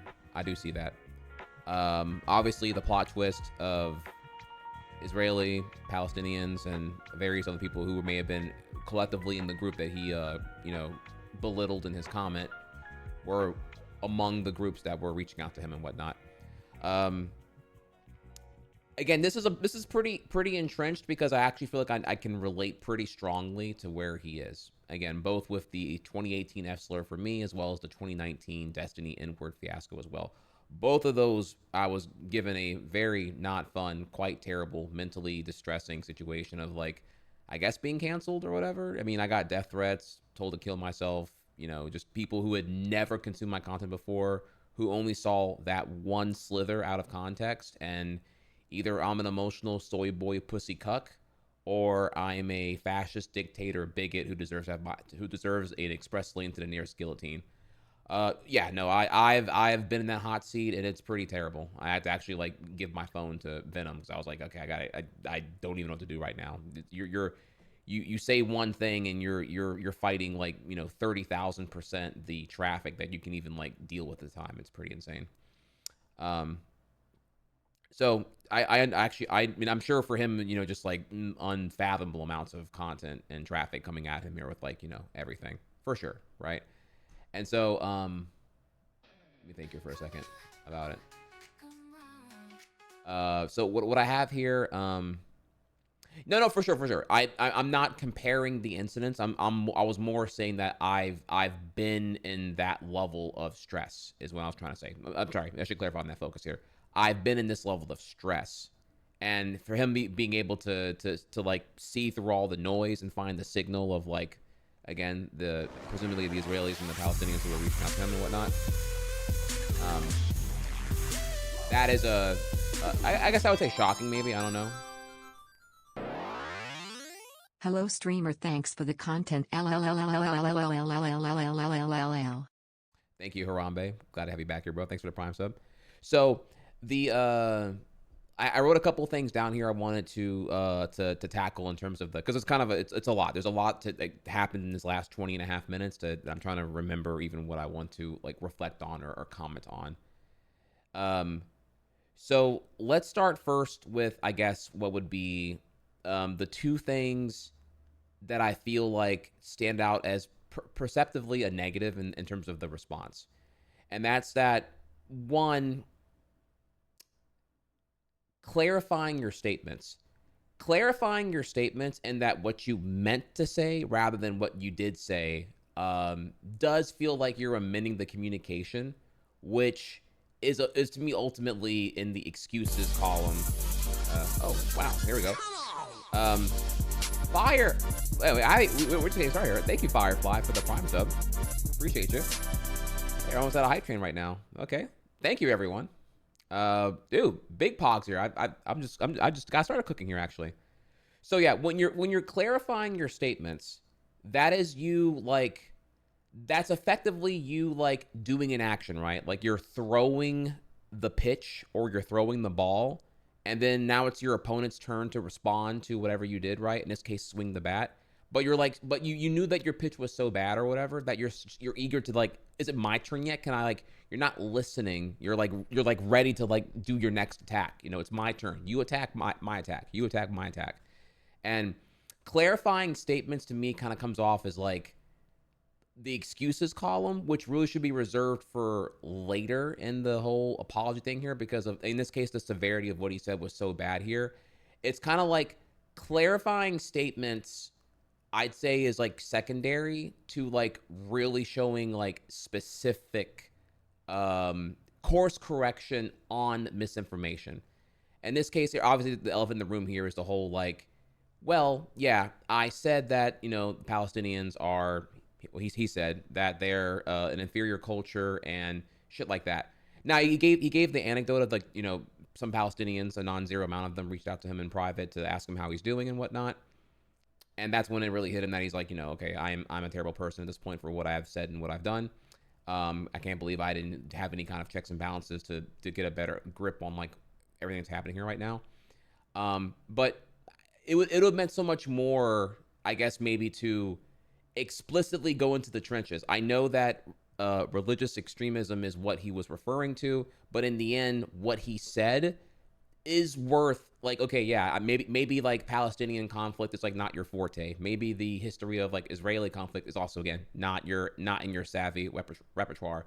But what you said does need to be to me at least here, course corrected and maybe show that you've really done your homework on that and kind of get in there and tell everyone the truth, or negating the misinformation that you had spread. That to me is the more appropriate thing to do right now to actually clean up the sludge that you disputed previously on the VOD that we reviewed yesterday. That to me would be the better action than clarifying your statements. Oh, you're mad at me for what I said. Okay, that's a skill issue because what I meant was this. You see what I'm saying here? It's not there's two paths you can go in that. Clarifying statements has a place, but I don't think it's actually right now, because again it comes off as excuses to me, if I'm allowed to critique the apology here. So that's big point one that I'm not really a fan of. If we're, again, I'm just, forgive me if I come off too whatever here, feel free to stop me.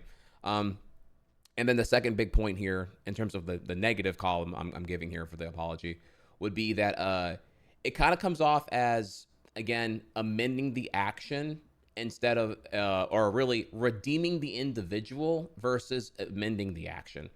So there's a lot of here's what I'm going to do as a person, and what I did was because I as a person have just not been in the right mental space for the last 2 years, which again, all of this is again, it's probably me kind of repeating the first point here, but it's a clarifying statement, which is ultimately the excuses pile. But then the other one here is like amending the action would have been the more powerful move versus like looking into the redeeming the individual. I think redeeming the individual is the thing that we're gonna like look into once we're like we're past the apology and we're like, I suppose, accepting the apology, in that we, the anonymous public who are consuming your content, can look at your apology in a sincere effort and say that I still want you in my life. I have not exiled you from my relevant existence. In that I believe that you have a road to redemption, and that these wrongs you have done can be a learning experience and can lead to a better tomorrow, both for you and me. And that I still care about you by the extension of consuming your content and checking in on you, even though we live a parasocial viewer x streamer life, right? Obviously, for people that we don't care about in this case here, we can look at, again, I say here, shots fired, but Jack Notary, or people who are unable to show change or reflection from their actions and consequences. Those people clearly are a net negative, and they're not worth considering or caring about. Notice, I don't care about Sneeko. I don't care about Jack Notary. I don't care about whoever, whatever, who's just obviously again, a universal shit stain on the existence of the internet, right? Because they show no capability to reflect, and they show no shame. So yeah, redeeming the individual. I love that. I love there's even a path to this here, but I feel like it's a bit short-sighted given that we didn't get the more direct amendment to the misinformation that was done. It's almost like, it's kind of like, if I had to use like an analogy, I suppose here, it's like there's a spill in the aisle and you're using a mop that is not like wet or moist. You're just using a dry mop all the way, and it's not doing the best job of like removing the stain.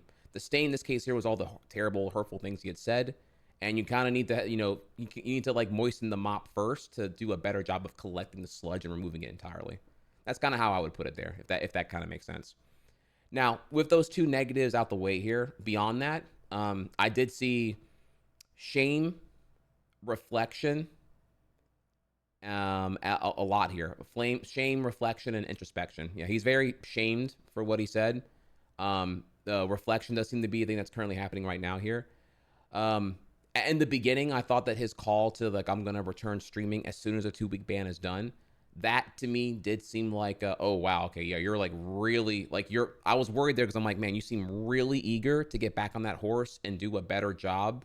Which again, I think I perceived like getting back on the horse as like, I'm so eager to clarify my position better. That way people know that I wasn't wrong. I just misspoke and mistargeted, which is still like excuses and not exactly, yeah, no shit, you misspoke and mistargeted here. But clearly, like, beyond those two factors, you also just like hurt a lot of people all the way through here, and also it spread some, there was a non-zero amount of your audience that was like, fuck yeah, brother, based. I agree, they're fucking inferior. So you really gotta be like vehemently disgusted with what bear witness to those who are co-signing what you said, which now you reflect on. You're disgusted by it, but there is a non-zero amount of your fandom, your consumers, your viewers who co-sign that. You should be disgusted by that and exile them from your association entirely. You should draw the line and say that if you agree with this, you're not with me. It needs to be like definitive like that, in my opinion. So that to me would be but in the first 10 minutes of this, when he was like, his first mention of like, I'm coming back in 2 weeks, I was like, ooh, okay, yeah, he's like really eager for that redemption arc. Okay, a little too eager in my opinion. But then by the end of the video, when he was clarifying, that there's more to come. Yeah, this apology is coming there, and his perspective again, as he's mentioned before, he's very notoriously outspoken in this regard here. Apologies suck, actions speak louder. I totally agree with that. But again, that's like, I can agree with that ideology, certainly. Apology, and as a man, as a person, woman, whoever here, your word means shit. You can say everything you want to say all day here. You can deliver these like gentlemen's agreements and empty promises that are all just verbal diarrhea. In the end, what really defines anyone here is going to be your actions, what you choose to do with your non-refundable time on this planet. and what you prioritize with the actions you are choosing to do in your time. So what are your priorities by reflection of what you choose to do, and what are your actions that you're doing altogether? And that's what defines you in the end here. Your words or promises all mean nothing because your promises are only being reinforced by your actions anyway, right? So I totally get that. PewDiePie, when he said N-word at the bridge, he had a similar thing. He was like, yeah, I apologize, and I can apologize all day here, but in the end, what's really going to move everything forward here is my actions with what I'm doing at that point. So PewDiePie reinforced that by just constantly showing through time and letting time heal, in this case, the reputation, that what he said was terrible. And again, I don't know, I'm not a PewDiePie mega fan here, so I don't know exactly what his like apology tour consisted of here, but I do recall him speaking on an interview about like the apologies only go so far, actions go way further here. And through action, he was gonna prove and show reform from the bridge incident and whatnot.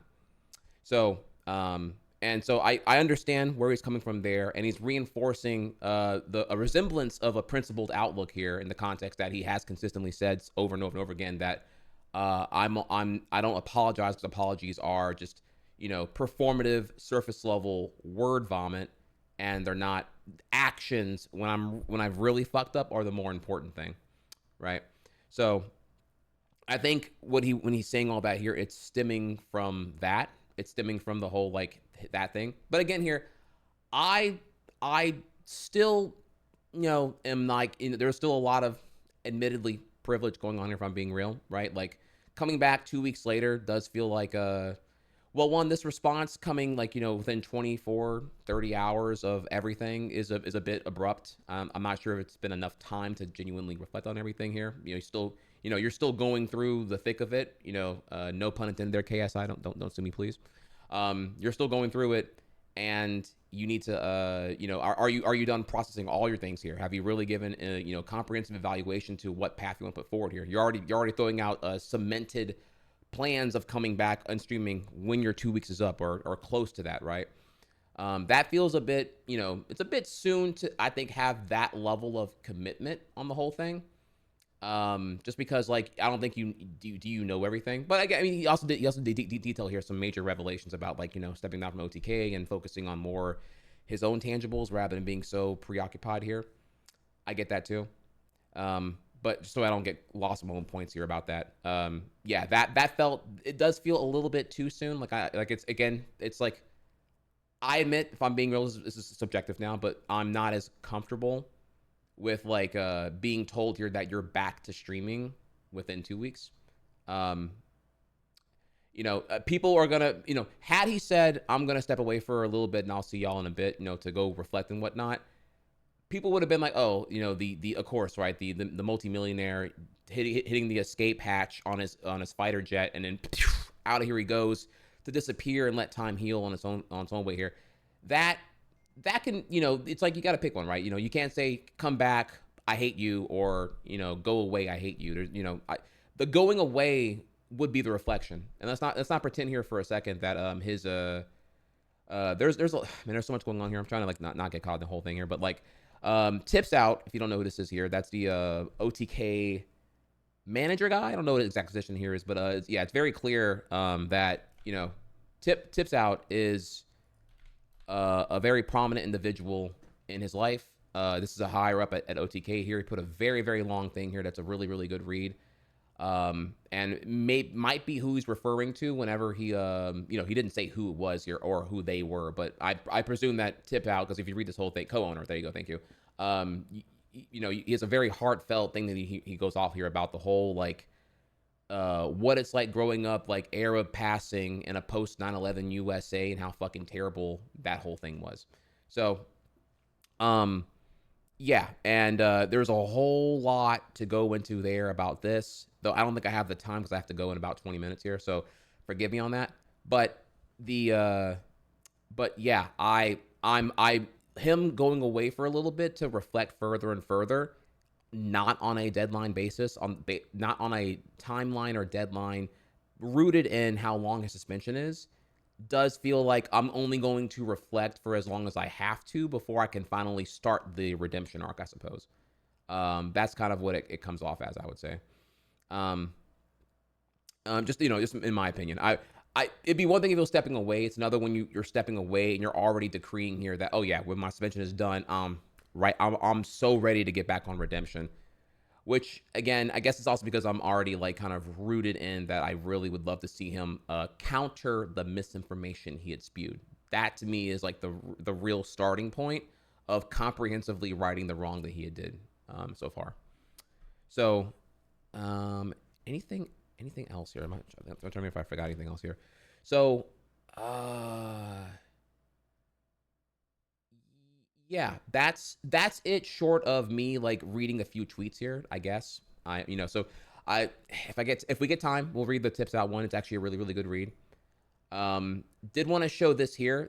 Dark Viper had this really, really good clip here that's kind of telling of like where the de-evolution of Asmongold was coming here as far as the content goes, his own self-admission. So here's a clip from this is from 2020 or 2019 here. I don't want to get into like the politics stuff because the thing is that we're not going to have a conversation in good faith about this, okay?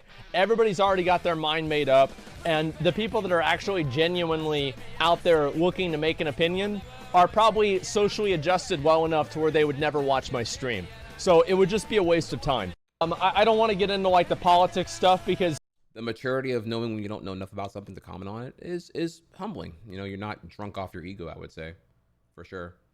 And then, you know, just a brief revisit of the history of like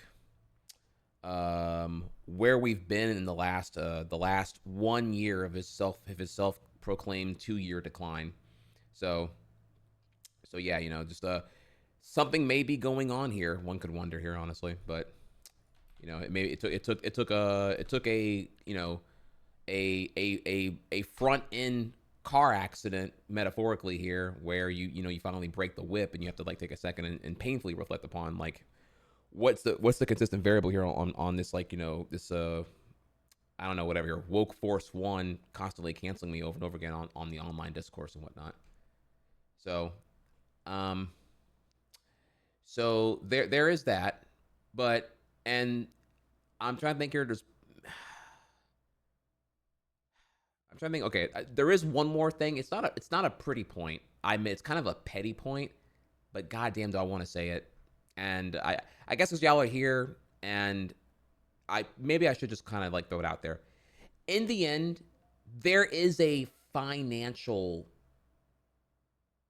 envy to be had here in this case here, because like the profit and proliferation of his popularity, given that he's been on this like 2-year decline, does feel kind of gross, right? It's like, you know, again, I didn't even detail. I don't follow Asmongold to even know comprehensively the whole list here. I just know that there is at least one time where he was like complaining about pronouns, and there was at least one time where he was on some like woke DEI shit in a completely like, you know, in a pathetically like right-wing propagandist fashion, and the effectively, you know, just like hate and fear-mongering garbage of content. And the rage bait, it works really fucking well. It's very emotionally volatile, and it does lead to getting a lot of engagement, both from fans and haters, but all of that is still views at the end of the day here. And if you are enough of a narcissist or sociopath, you're able to like not really give a shit and just kind of see your paychecks go from there. I don't think Asmon is a narcissistic sociopath. I don't think it's either of those things, honestly. But in the end, there definitely was some profit extracted from these misbehaviors. So part of that course correction to me would be like really cementing here how like the growth that came from that would be used, I guess, for forces of good going forward. He perceives it as like, you know, the content being better. I would say, again, that's still pretty conveniently self-serving. I'd love to see more benefit, or benefit is that what I'm looking for? See more benefit maybe to, I don't know. I don't want to say those affected, but just, again, it's like at his level of wealth, there's definitely, there's a lot of resource at his disposal that he could use to deploy positive change. I guess I'm trying to say here. Because he's a multimillionaire, there's definitely like, the average person who fucks up doesn't have the resource that he has. So in his case here, given that it has contributed to his resource accumulation, there definitely is something really cool that could be done, right? That's like a very like personal, and this is me being like so personal right now about that, like, that is something that I think would be really cool to see from him, just to like, you know, effectively remove all the taint that is coming from what these wrongs these acknowledging here have accumulated over the last 2 years. That'd be really, really cool to see. I would be honest. And kind of like where that can go forward on just continuing to just go on this redemption tour. If he's so into the redemption, perhaps more so than the misinformation counterattack, so to speak here. So that would be something I would love to see. But in the end, it's not me, it's him, and we'll see where the whole thing here goes. Wishing him the best. Wishing him the best. And I think that's about everything I can think of at a first pass without like taking notes, because I there's something I also forgot here, but we are running low on time, so forgive me. From here, I think it would be good to actually just kind of hop on the tips out tweet and read that here. This is actually really, really good. So it's a bit lengthy, but we have enough time to do it here if you allow me here, chat. I don't know if y'all have read it before here or not. If you didn't hear, I'll go ahead and I'll drop it again here. Let's join me here. We'll do it, and then we'll be pretty much done. The below are my personal thoughts and do not reflect the employer or any company or person I'm affiliated with. Hello, everyone. As many of you are aware, some comments were made by Zach yesterday about Palestinians and Muslims. Before I address his comments, I'd like to take this opportunity to share some details about my background in hopes that those reading this post may better understand who I am, where I come from, and what those comments mean to me. 34 years ago, I was fortunate enough to be born in the United States of America, a blessing and lottery ticket that I thank God for every day. My parents, Syrian immigrants from, forgive me, I pronounced it correctly here, Damascus, came to the U.S. in the 70s and 80s at a time when the likes of Hafez and Rafat al-Assad were massacring tens of thousands of their own people in Hama. The sole reason I exist today can be attributed to the words of one of my father's neighbors, who informed my late grandmother that my father's friends had been arrested for political dissent, and that the Bart were coming for him next. Quick on her feet, my grandmother, God Almighty grant mercy on her soul, grabbed my 22-year-old father and, with tears in his eyes, shaved off his beard and sent him to Jordan, the country, hoping he would make it out. With the help of a few friends, and at a time when many thought Syria was a weedy breakfast consumed with milk, my dad was one of the few Syrians lucky enough to be granted passage to America. To that we say, Alhamdulillah. Thank God. Right, I'm saying it bad. Forgive me. I'm trying here. I'm trying to be fast too, because we had a lot to get through. At some point in the mid-'80s, my father, then working as an engineer in Los Angeles, was serendipitously reunited with one of his childhood neighbors and schoolmates in Chicago, Illinois. This man would become my uncle, and as his sister, my mother, would marry my father soon after in typical immigrant fashion. They wasted no time, and my siblings and I were born. Growing up in the early 90s, it was clear that we weren't your stereotypical American family. After all, we were Muslims. Headscarves, no pork, 5 daily prayers, and so on. We dressed conservatively, packed foreign foods in our lunchboxes, and spoke with thick accents until grade school. Yet, strangely enough, I cannot recall a single moment in those early years where I felt different. Yes, our swim trunks could have been less goofy in explaining what Za'tar, I'm sorry, I think I'm saying it wrong here, was to kids at school was a thing. But despite all that, we were just another American family in Southern California, navigating life and seeking out the coveted dream. Then 9/11 happened. For those that may have been too young to remember, September 11th was not simply a moment or a day. It was a monumental shift in thought and discourse. People were horrified, confused, but above all, angry. In a famous incident, popular radio host Howard Stern called for the Middle East to be nuked, bombed the mall, and his opinion was not uncommon. From school teachers to store clerks, politicians to celebrities, liberals to conservatives, one thing was on everyone's mind: we got to get them.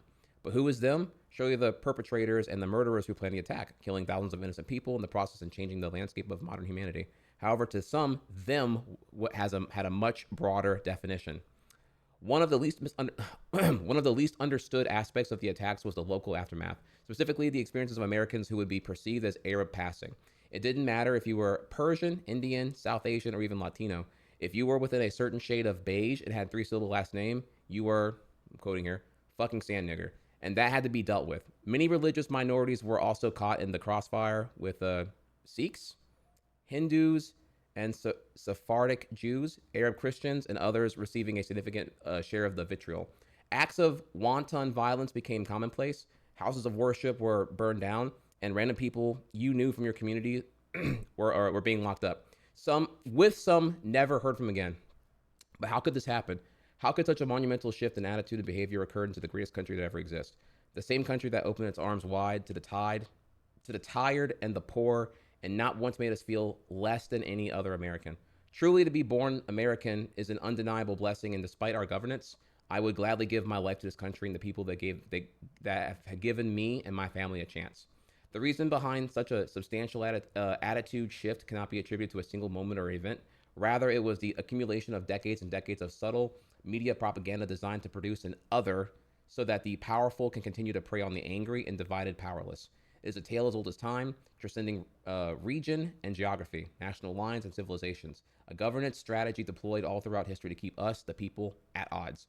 It is this same calculated dehumanization that has led to some of the most heinous crimes and bloody massacres whose horrors we do not utter aloud. To many who heard Zach's comments, the language he used, whether intended or not, reeked some of the same dehumanization that plagued their ancestors, their grandparents, and in some cases, their families today.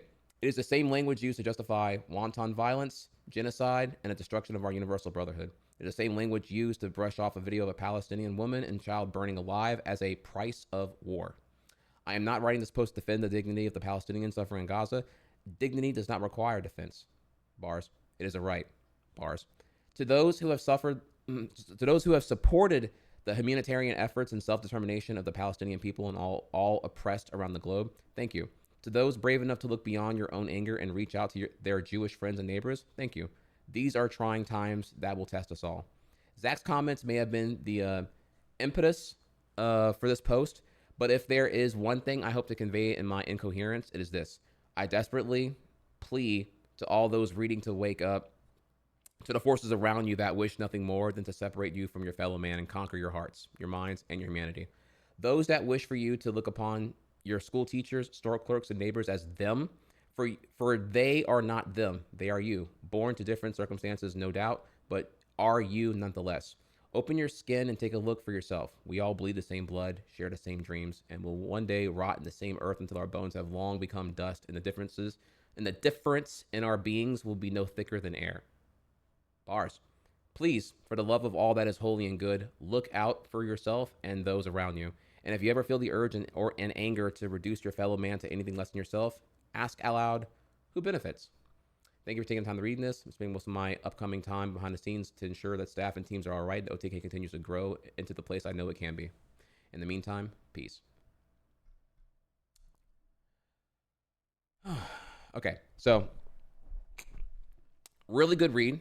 And again, very likely, probably the primary factor that that Asmon's referring to when he's saying that, you know, that the people that he inflicted were maybe the ones who reached out to him and whatnot here. Yeah, that was really, really good. A very, very good read here. I'll link it again. And reading that now, actually, to conclude our points here, I do remember actually what I was going to say in the end.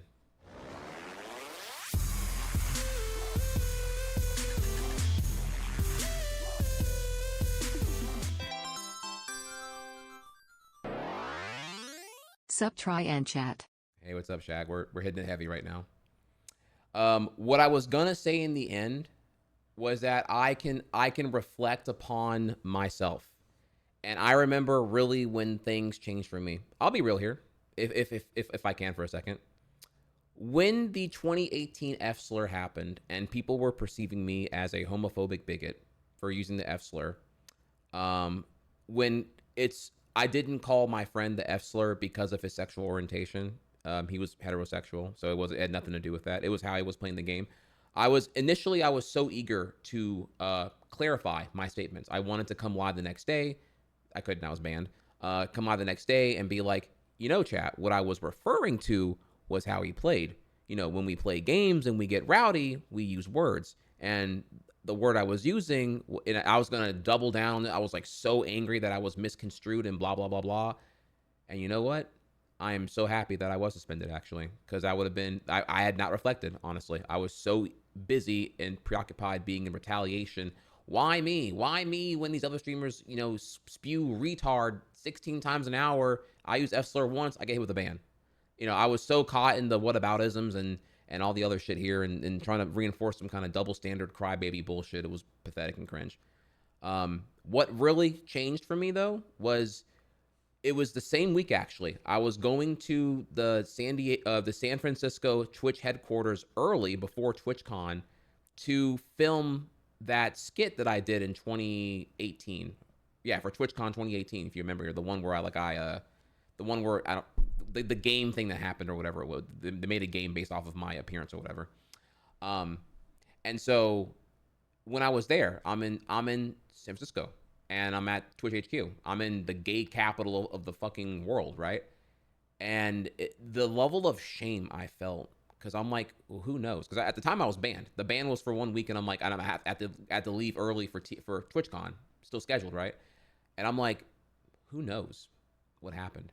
You know, do they know the full context? It doesn't matter, because Kotaku and all of them were running with it. Newsweek, Kotaku, they are like, oh, Twitch's global emote uses homophobic slur in heated gaming exchange. And it sounds like I fucking told the kid to go kill himself, honestly, right? And which is terrible. But I felt great shame. Like I felt so eager to preemptively apologize to anyone who I like, anyone working there, like all the staff. I was like, I felt such an overwhelming amount of shame, because I'm in like the rainbow capital of the world right now, that I'm like, damn, bro, this sucks. I can feel it. I can feel it. And the thing is, no one was mad. There was like this like shroud of like self-inflicted disappointment in myself, because I'm like, I hate how I feel right now, and no one's telling me that they are disappointed with what I'm banned, obviously, but I don't even know if everyone even knew at that time that I was suspended. I was just like, man, this is not a good feeling, and I hate how I feel. I clearly need to do better. It doesn't matter that I didn't mean it that way when I said it. I fucking said it. And context matters, words matter, etc. here. And it was at that point I'm like, no, okay, I'm done. At that point officially, I lost the fight. I lost the will to fight in me. I'm like, no, you know what? You're totally right. This is not the first time. I can actually, as I dug further and further back in my brain, I could remember as far back as 2013 being told F slur is not a good word. You shouldn't say that. I'll even be real here. I'll keep it all the way real right now. Never revealed fact. I had an emote on FFZ way back in 2013 that I was going to title Beta F slur, 2 syllables. And a moderator told me, hey, we can't put F slur as an emote code, bro. And I'm like, all right, whatever. And I just brushed it off as like them being pussy or whatever the fuck. As far back as that, 5 years prior, being told that, hey, that word is that's a nasty word there. You shouldn't say it. Didn't care. So, and I'm like, man, wow. These moments were hitting me all the way, and I'm like, damn, bro, I'm so stupid. I'm so fucking cringe. But at the same time here, that reinforces to you all that I have grown. When we were doing the subathon and I was playing retro VODs from like 2011, and this just loaded in like, retard and F slur. Yeah, it's cringe, honestly. But I also don't feel like insanely embarrassed. I feel foolish, because I'm like, oh, I should have remembered how bad these VODs are, honestly. And I stopped playing them because I don't want to contribute to, like, obviously I can't relate to that. I don't speak that way, and that was from a time that's clearly symptomatic of me being a 4chan frequenter and whatnot. But yeah, I don't speak that way anymore. It's embarrassing, it's cringe, but I'm not that way now. So I don't I guess what word here would be, like, the shame is like, we're moving on now. So all right. And with that, I love you all. It's 3 o'clock here. I'm actually, they're pinging me now in the Discord, so I gotta go jet. Let's find. I love you all. I'll try to drop this on Twitter when I get a chance here. Here's the link over to the Asmongold video if you haven't already seen it here. We'll be back tomorrow, chat, with more. I'm gonna find somebody to raid right now. I know it's a very, very abrupt, and I apologize here, but I gotta skedaddle. Let's go over here. I'm gonna.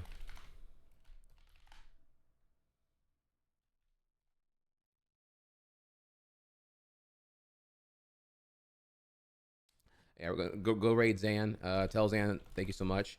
Try hard in chat if you enjoyed today's stream. Try hard in chat if you enjoyed my take on that there. Thank you all for tuning in here. I will see y'all tomorrow. And of course, if you're curious of my initial thoughts on Asmongold, I would highly encourage you to go over here. Check out the upload there. If you wouldn't if you like the content altogether here, wouldn't mind y'all subscribing there. I do unlock chapters, chapter markers in my videos when I get to 1K subs on the second channel. So when we get to 1K subs, the quality of the content gets better by unlocking a new feature. I have to get to 1K subs to unlock chapter markers, which I think y'all do like for videos like that one there. You can go to my response net in the Asmongold React, and you can see I have time codes for you there to navigate the 55-minute segment. But clearly that being in the chapter is better. So yeah, if you want to, you can go over there. And with that, I love y'all. Gotta dip.